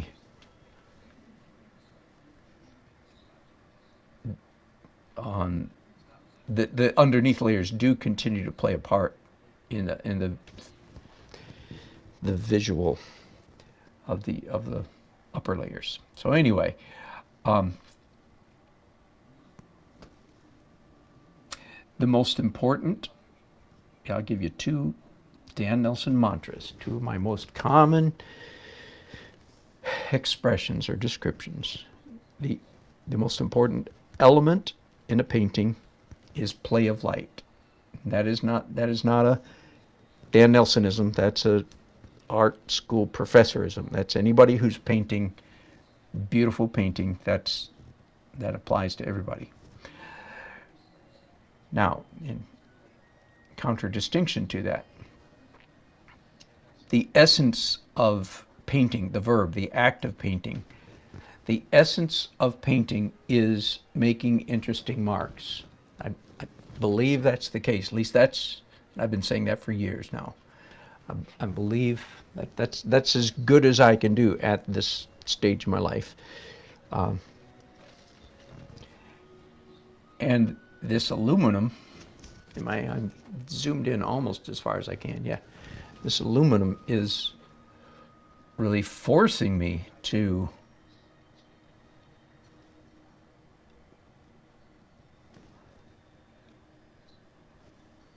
it's all about interesting marks. Because of the slickness of the surface, my brushes, everything is slimy. Right? This is real alla prima painting. And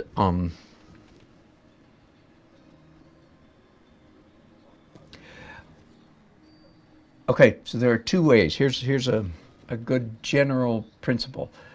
There are two ways to paint or draw in any medium. This might be helpful to somebody. One way to paint or draw is to fight against the medium, to wrestle with it and bring it into subjection to your masterful wishes. Rather crazy dramatic way to put it. Okay? One way to paint with this wet on aluminum would be to get really careful and fussy, maybe use small brushes, and just force it to not look like slimy paint, alla prima paint on aluminum, right? That's one approach. One of my favorite examples of that is, oh, now I'm trying to remember his name, David. He was an illustrator in Greensboro, North Carolina. You can still look him up. Forgetting his name. Old friend, haven't seen him in years now. He was a fellow illustrator.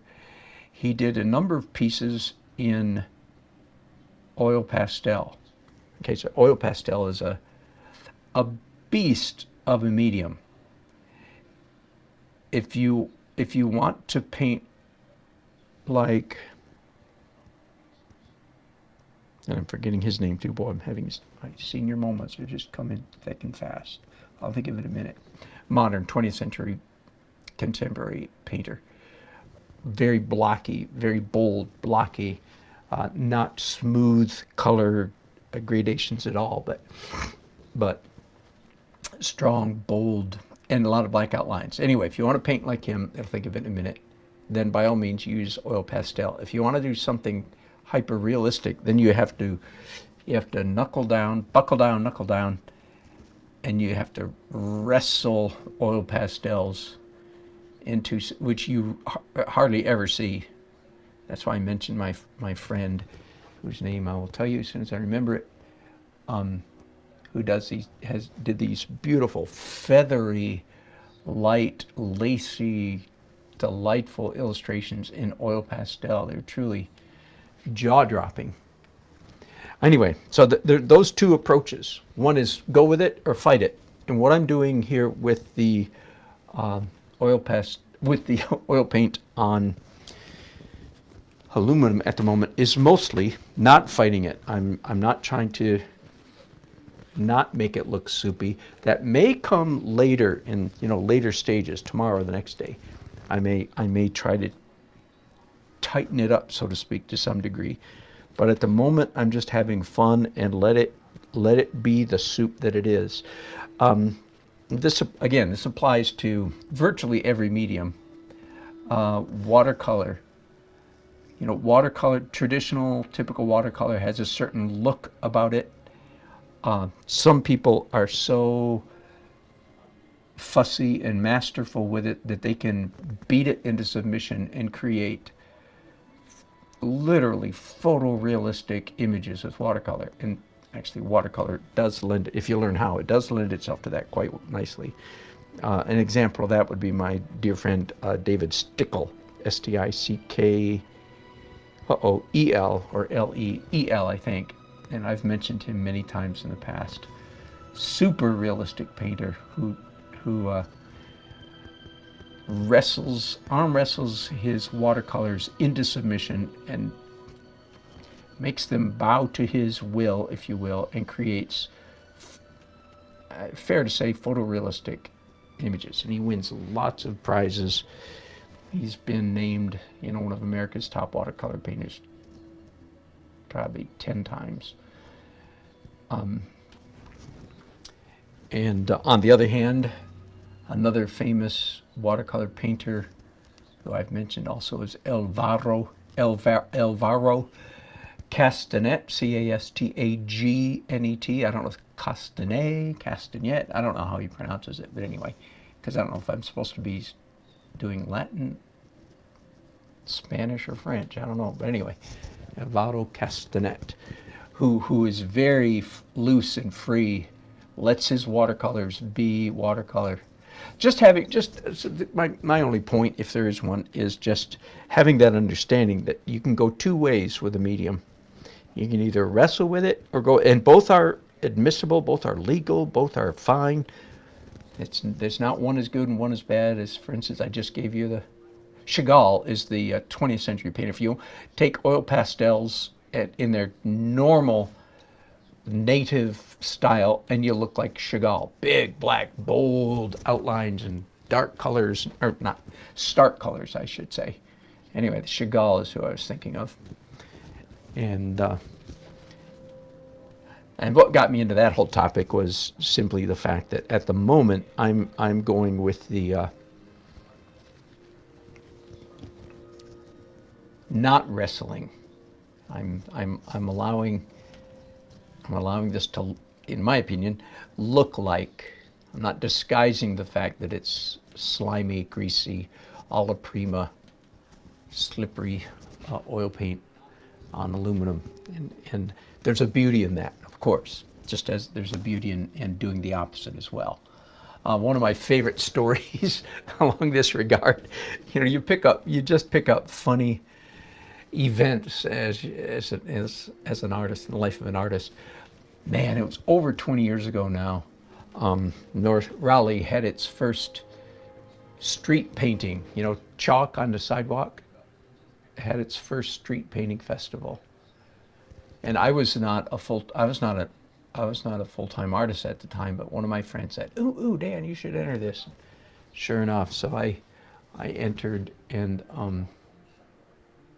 that began, again, over 20 years ago. That began my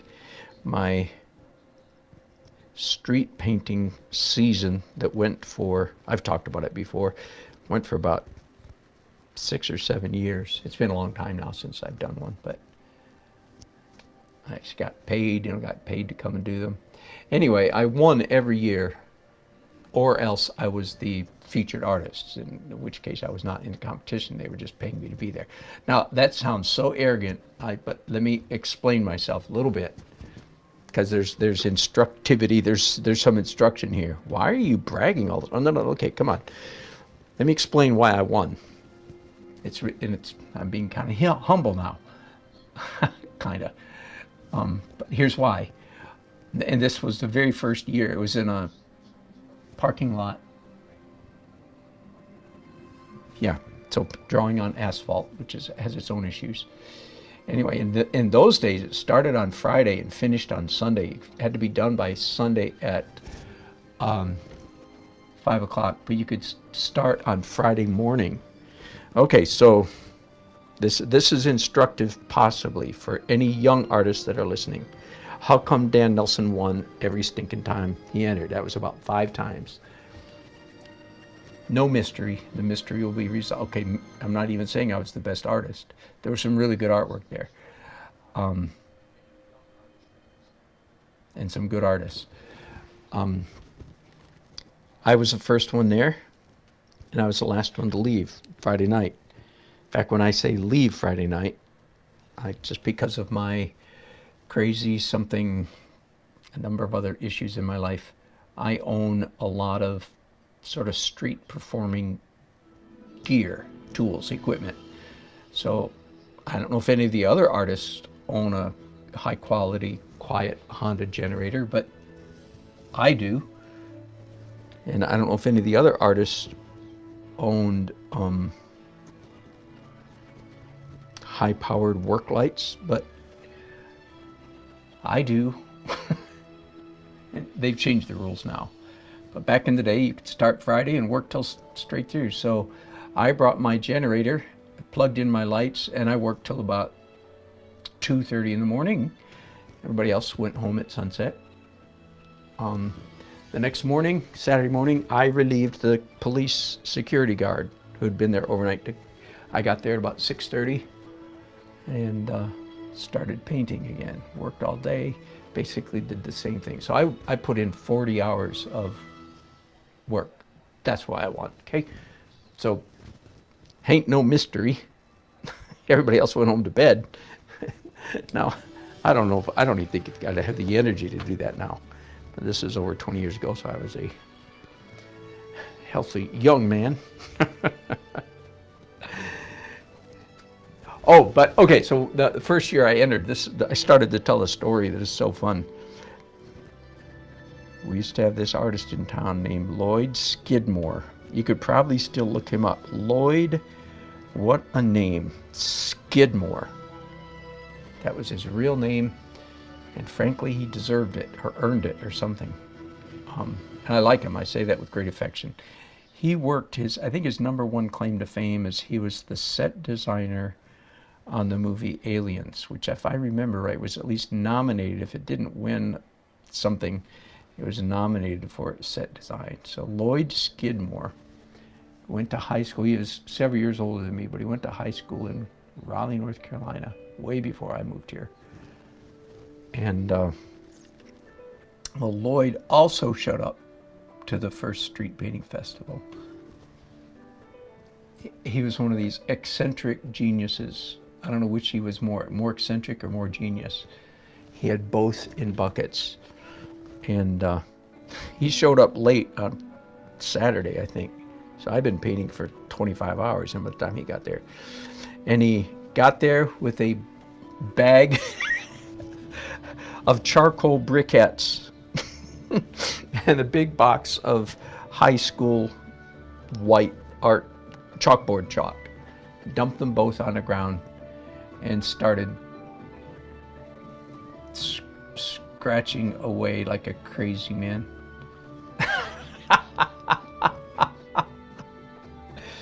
He did win he won some category. They give, most original, most, a bunch of categories.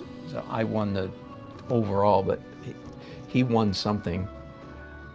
But just the fact that this happened over 20 years ago and I'm still talking about it shows you what an impact that had on me. Lloyd, so in other words, he was not wrestling against. See, the whole time I spent 40 hours taking this chalk on asphalt and wrestling it into submission and making it do something that was not its natural bent, that is creating a photorealistic image on asphalt, right? Learned all the tricks for how to make it look real on asphalt. And Lloyd, on the other hand, went the absolute opposite direction. He said, I'm not going to wrestle with this stuff. In fact, I'm not even bringing chalk. I'm bringing charcoal briquettes. Anyway, bless his heart. He passed away several years ago, much too young. But he is, as you can see, fondly remembered. So that's I think of him when I think about not wrestling with the medium, but letting it have its natural flow and natural look. And again, that's what I'm sort of trying to do here with this alla prima on aluminum.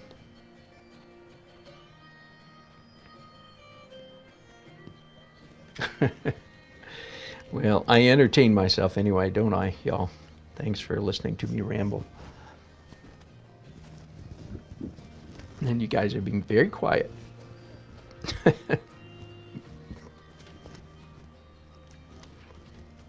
And of course, you're welcome to be quiet. You don't have to see anything. I keep saying let's talk about beauty, and then I get talking about other stuff. Beauty and prettiness are by no means the same thing. In fact, I already mentioned one time today, Toby's introduced me, I think, to Paul Talks. And he used an expression the other day that it's not typically a part of my vocabulary. He used cloying sentimentality. And I think that's spelled C-L-O-Y-I-N-G. He was talking about some art and described it, categorized it as possessing a cloying sentimentality. So I'm going to turn around here because it made me think later. I've never heard that word used, cloying, except in combination with the word sentimentality. So I just did cloy. Okay, I just did my computer, I did definition of cloy. Gerund or present participle, cloying. Disgust or sicken someone with an excess of sweetness, richness, sentiment. To disgust, to cloy, is to disgust or sicken someone with an excess of sweetness, richness, and sentiment.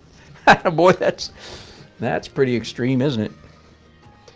All right, so pretty, if for artwork to be pretty, you really must mispronounce it on purpose. It possesses a cloying, sickening sweetness. There are some, well, there are many artists who enjoy cloying people. They enjoy creating art that could be described as cloying. And typically I follow that up with say, far be it for me to, I don't want to paint that way, but far be it for me to criticize those who do. Who knows, you and I, who knows? Maybe they were put on the planet to do that, because there sure are a lot of people that really do like sentimental paintings. Gonna take a sentimental painting. Sorry.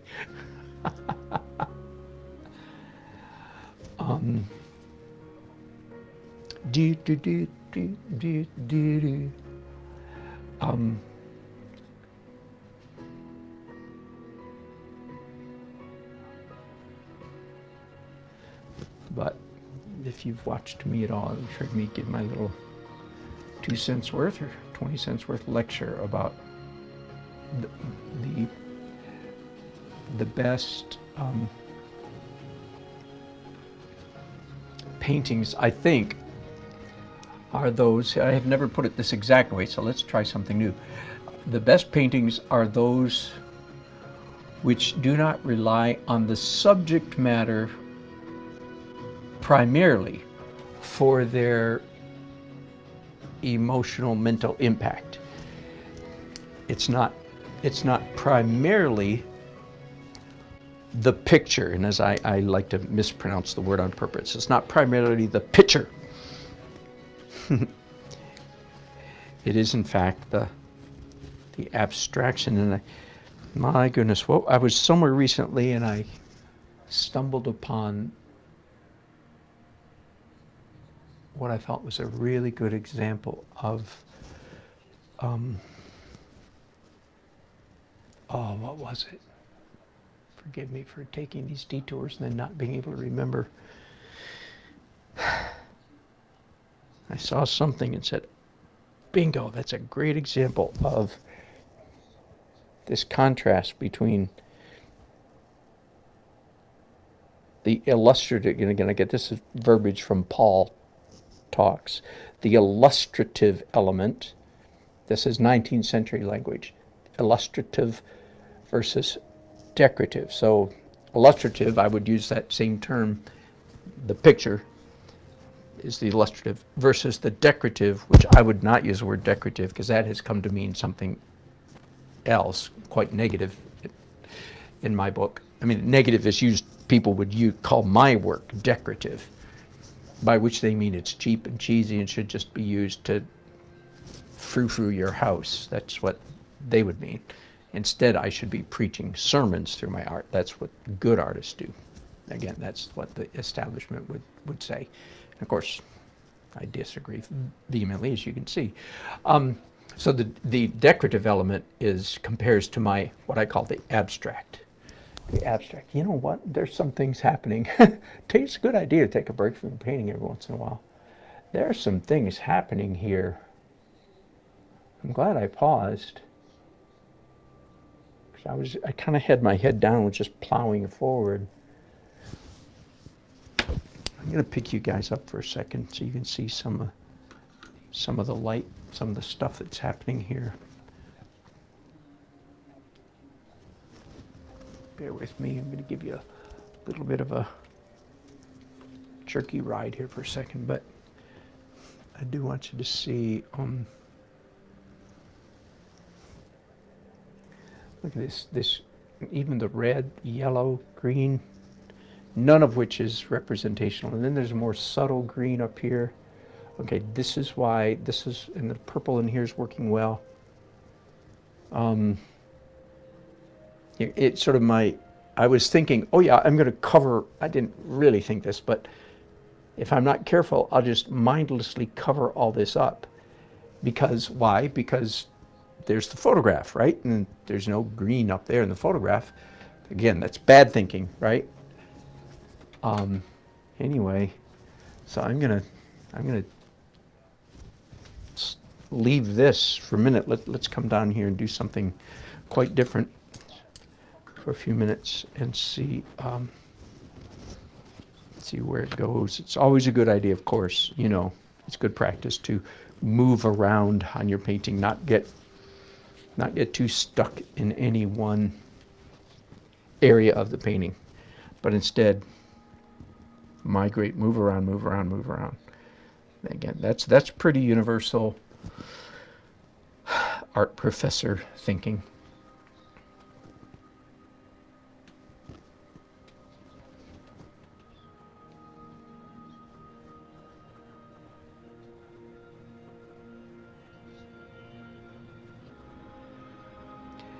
Okay, now I expect, this could change, but at the moment I expect this area right here, the floor right near the feet of the maestro, right at the feet of the conductor. In fact, he's standing on a little raised platform that has black non-skid surface on the top. I can tell just by looking that's what it is, but that is not a good solution for my painting, to have the thing he's standing on be black. So I'm going to make it white. Okay, that's one of those. It's one of those. Glad I thought of it and didn't just mindlessly paint what's there, because it'll look better if he's standing. If all the floor is white, it'll look better if his little raised platform is also white. And it's so easy to miss things like that, and you just, and again, sort of put your head down, so to speak, and not be thinking, and just accidentally paint what's in the photograph. So I expect this area to be the lightest area, which the color that I'm putting down right now is by no means the final. It looks white here, but on my palette, well, I can show it to you on my palette. There's the pile right there. I don't know how it looks to you, but it's a very pale pumpkin, pale dirty orange. It's not at all white.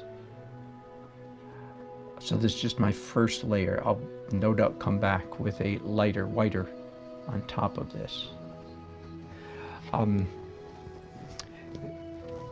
Because this is a white platform peeking through the musician's chair legs and people legs, and in the case of some, the cellists, their instruments and so forth, it's also a good, it's going to be a good opportunity for creating punctiliar light. Okay, that's an expression I use quite a bit. Haven't talked about it for a while. The human mind, brain, eye is, I say, inexorably drawn. That means you can't help it. You cannot help yourself. If you're a human being, I presume you are if you're listening to the sound of my voice, then you can't help the fact that your mind is drawn to points of light. Now, why don't I just use the term points of light? Why do I insist on using the big word punctiliar? That is point-ish. There's a reason for that. Thank you for asking. The reason is, if I say the human eye, why do I use the word inexorably? Well, the reason is because I'm a teacher, and sometimes if you say things especially repeatedly, with oddball language, it sticks in your brain a little bit better, okay? So I do expect some of you to quote Dan Nelson. It's a Dan Nelsonism. That when I say the human eye is inexorably drawn to punctiliar light, see, it kind of becomes a little expression. So that's a teaching trick, in case you're wondering. So why do I use the word punctiliar? Because if I use the word points, if I say the human eye is drawn to points of light, most people will think about the objects that create points of light, like candles flickering, fireflies, stars, Christmas tree lights, you name it. That's if I say points of light, then the artists will inadvertently limit themselves to things that make pointy light. And that is, even though that is, our eyes are inexorably drawn to pointy light, it's more often than not, it's not things that make light like stars, candles, Christmas lights, but it is in fact, like in this case, it's going to be dots of light coming through the legs, if you will, of the orchestra and the head of the crowd and so on. So all of those are,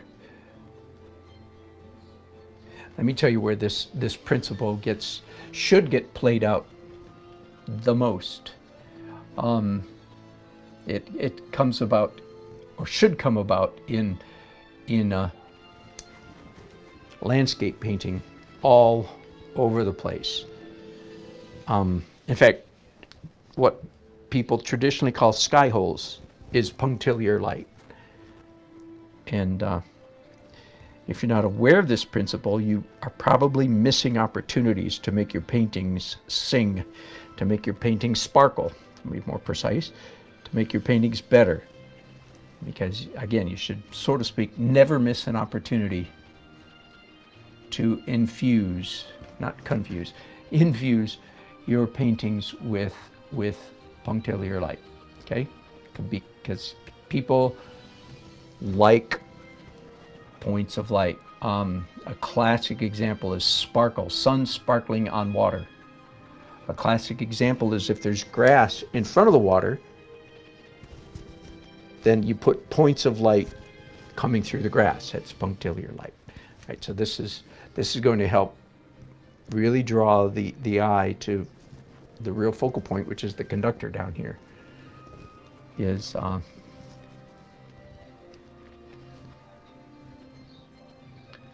So I'm back up at this area again, as you can see.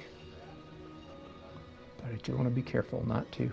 The paint that's underneath, by the way, is already slightly tackier, drier. It's not as quite as soupy as it was a little while ago, which is a great help to me. It's still soupy, but not as soupy as it was. This.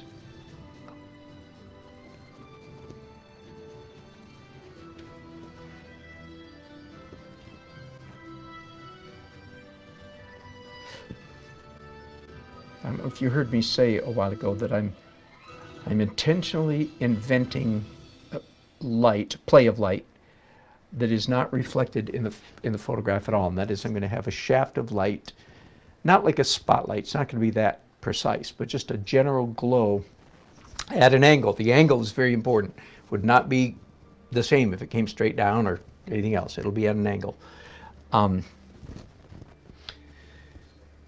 And that is consistent with, again, one of my oft-stated principles. And again, I have this funny little expression just so that you remember it.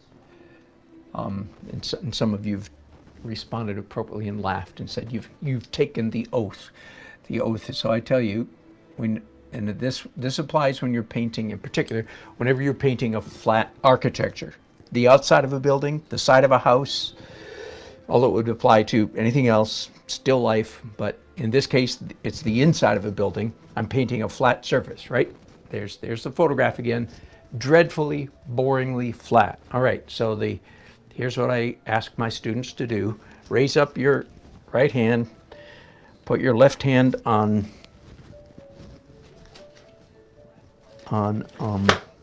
Andrew Loomis.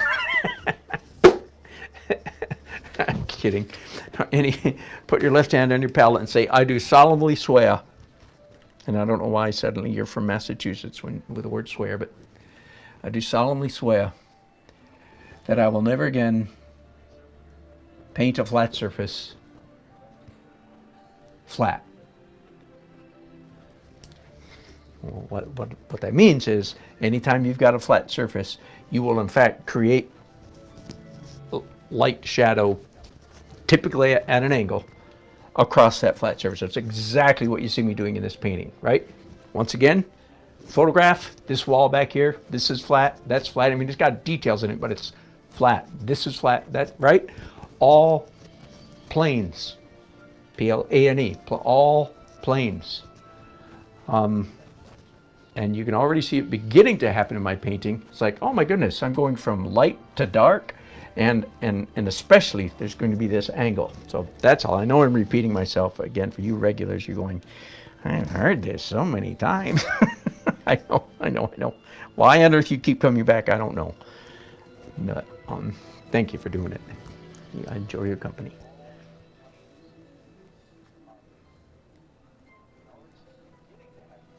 Barbara, you did a sidewalk painting. Yeah, it's a workout, isn't it? Oh my goodness.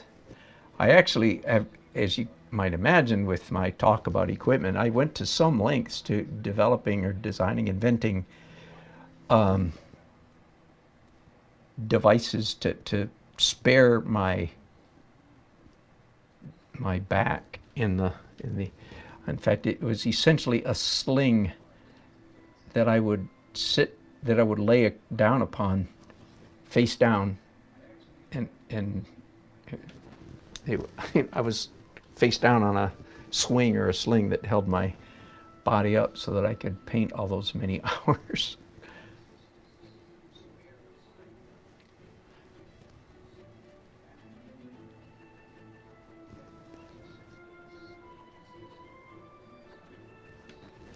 I don't know if I'll ever do any more street painting again, but if I do, I actually have tucked away in my mind some tricks for cheating. Not so I couldn't do it in a competition, but I could do it if it was a commercial. The last couple times I've done it, I was paid to do it, you know. And that is, I would use a chalk powder and a garden sprayer, a pump sprayer, like from a garden, you know, pump it up, and then mist it. And I would roll out acres and acres, so to speak, of powder, various colors of powder, which you can buy if you know where to go. And one artist, I'm thinking, one artist could cover, you know, a whole city block in a day's work. Anyway, that's just my mind doing crazy stuff. When I was a kid growing up, I thought everybody thought like me. I thought everybody invented stuff in their heads. I was well into adulthood before I realized that that was not the case. Isn't it good? It's good to find out as you're growing how you are the same as everybody else. You know, you mean other people have those feelings too? Yeah, they do. And it's good to find out how you're different from everybody else. What? You don't do that? What? I have a feeling when it comes to painting this little conductor guy down here, he's so tiny. That'll be a sit down. You know, sit down on my butt and get all centered and steady, and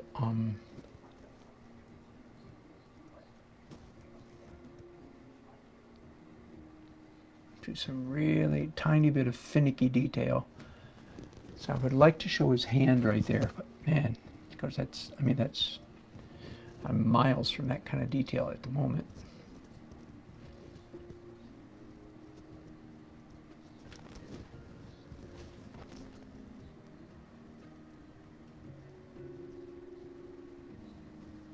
So Barbara, did you tell us what are you painting today? I'm sure you're painting while you're listening to me drone on, right? Good for you. All right, here we go. Let's tackle some of these faces, shall we? Yes, we shall. Wow. I also have done a painting or two, maybe just one, for the North Carolina Master Chorale. So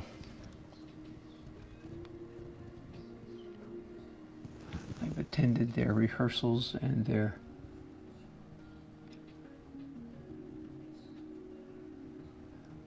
concerts to capture the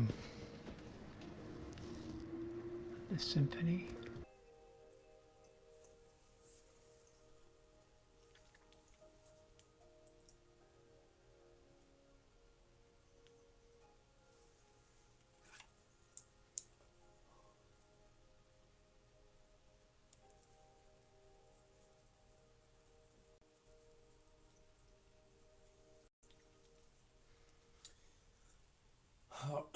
Hello, welcome back. Welcome back to me, I guess. That's really what's going on there. Thank you for hanging in there. Sorry about that. I typically unplug my phone. That's the controller for the camera because it creates static often. But then, of course, if I drone on for too long,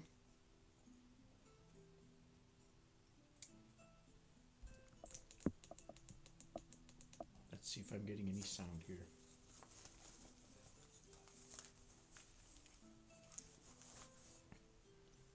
So far, I don't have any sound. Let's try again.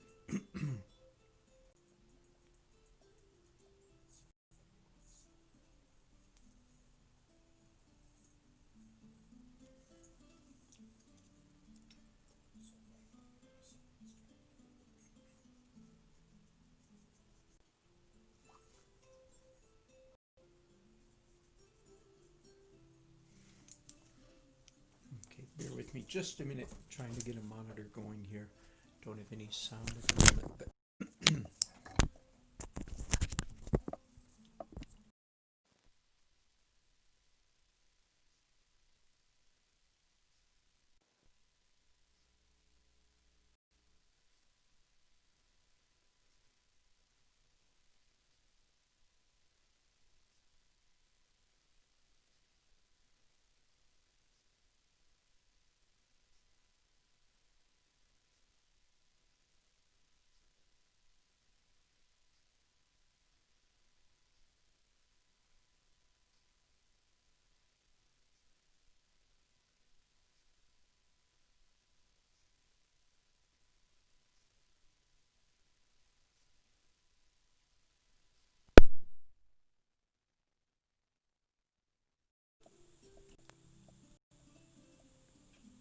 looks like we're going to go with phone sound. Still trying to fix sound. Hang on. All right, there we go. Do we have sound now? I think we do.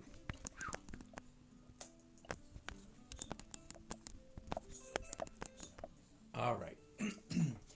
Sorry about that. Actually, it was a nice break. The camera turned off. I thought, dang, I'm hungry. Then I looked at my watch and realized it was nearly 6 o'clock. Should explain why I'm hungry. I skipped lunch completely. So anyway, good to be back. I'm not going to drag this on too much longer. I'm having fun, but you don't really have to watch every single stroke, do you? So the last thing I did before, when the phone went dead, is little dots. I think I'll do the same thing down here. Let's get some dots representing the faces of the orchestra.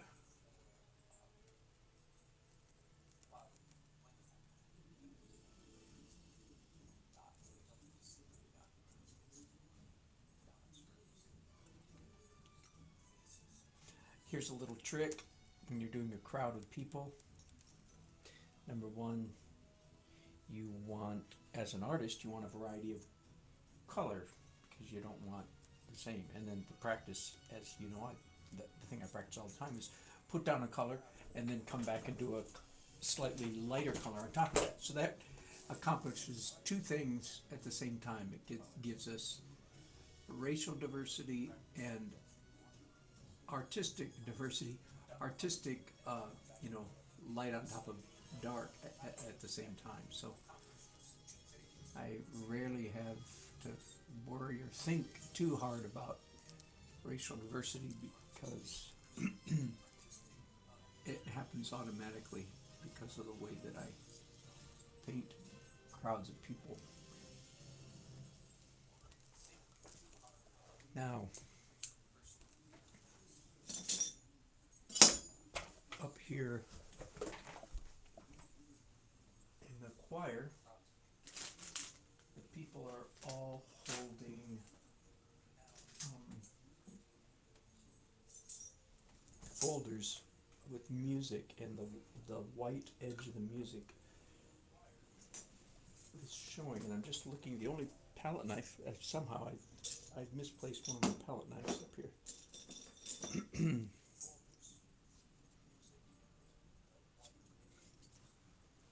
So that's not good. No big deal. I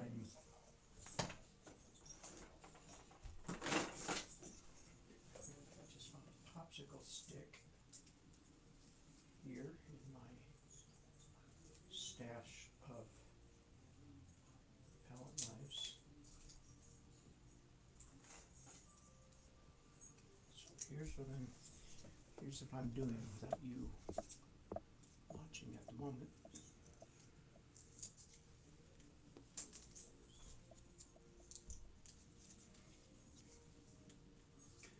I want,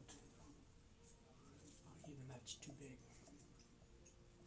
I want just a real, I'm not sure this is the right texture, but I'm gonna start with this anyway. I want a flat edge right here.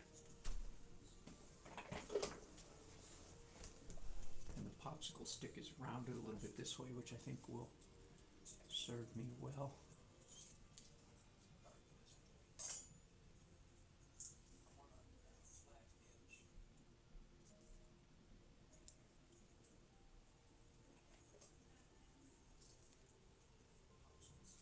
Oh, there we go. So if I drag it just a tiny bit, don't want them all to be the same size, of course.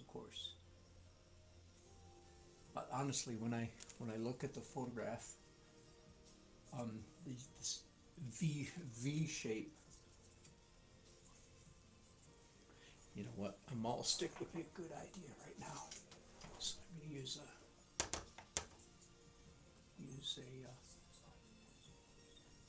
brush as a maul.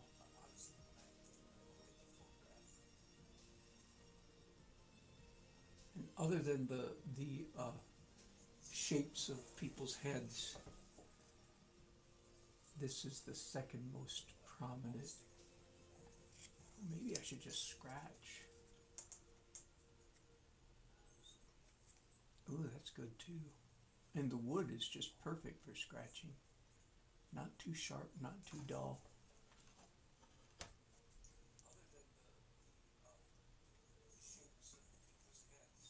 So that's definitely an advantage of painting on aluminum, eh? You'd scratch through, and especially when the paint's still wet like this. So I'm doing some of these music folders, if I can just simplify to that. So I'm doing some of the music folders in paint, and then some of them I'll scratch, and some of them will be a combination of scratching and paint. Ooh, that's nice. It's already looking like a choir. Whew, what a relief.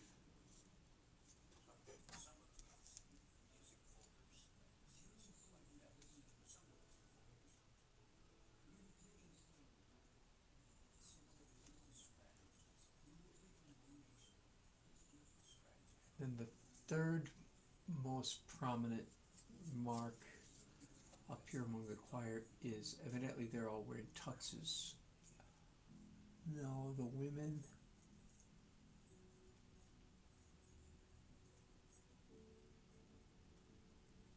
Huh. I can't tell if they're robes or... No, I think the women are wearing black dresses and the men are wearing black tuxes. That sounds right. So the men, the white shirt down the front of the men is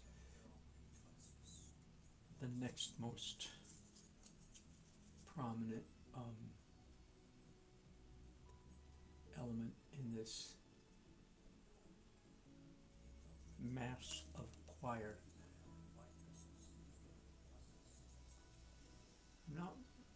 I'm not working terribly hard at the moment of making sure I've got, you know, the white shirt underneath the head a little bit, but I would characterize this kind of subject matter as fairly busy, detailed, which means, so what I'm getting to is that I won't be doing this all at once. After doing some, I did dark, then I did the light heads and the light music notebooks and shirts, and I'll come back and do dark and then light once again. So anyway, it's anytime you're doing a busy subject, whether that's clouds, leaves, hair, skin texture up close, anything that's mollified, not mollified, highly rounded, anyway, whatever word, busy is the real essence. You do it in more than one application. You don't try to capture it all at once, but that already looks quite a bit like a choir. All right, same thing. I want a slightly longer. So hang on, let's do this operation once again. This time for the other end of the popsicle stick. I'll tell you what, let's cut it in half.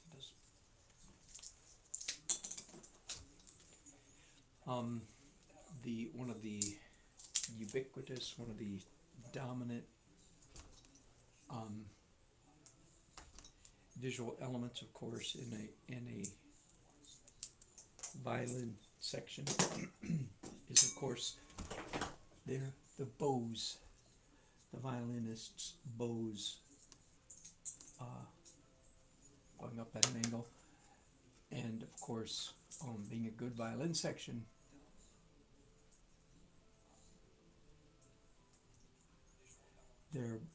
their bows are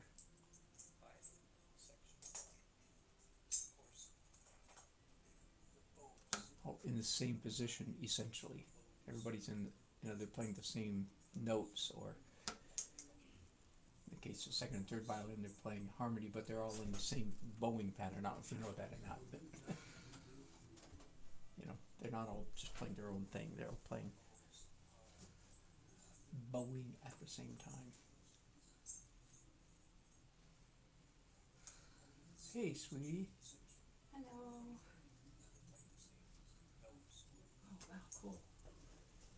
Yeah, so this is the Love that. the symphony painting so far.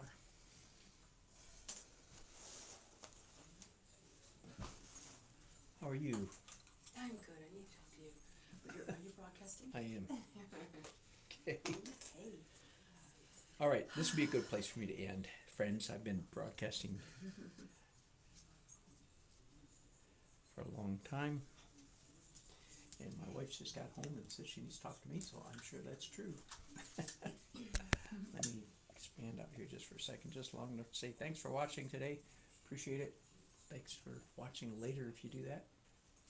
And I'm going to pick you up one more time before I go and just let you see this with the iridescence, whatever you call it, of the aluminum showing through the painting, which is why the aluminum is so much fun.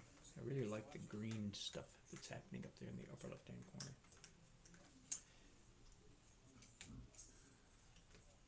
All right, I'm going to turn it around this way and everybody will see my lovely wife Nancy. Say hi, Nancy. All right. Thanks y'all for watching. Talk to you again soon. Bye bye.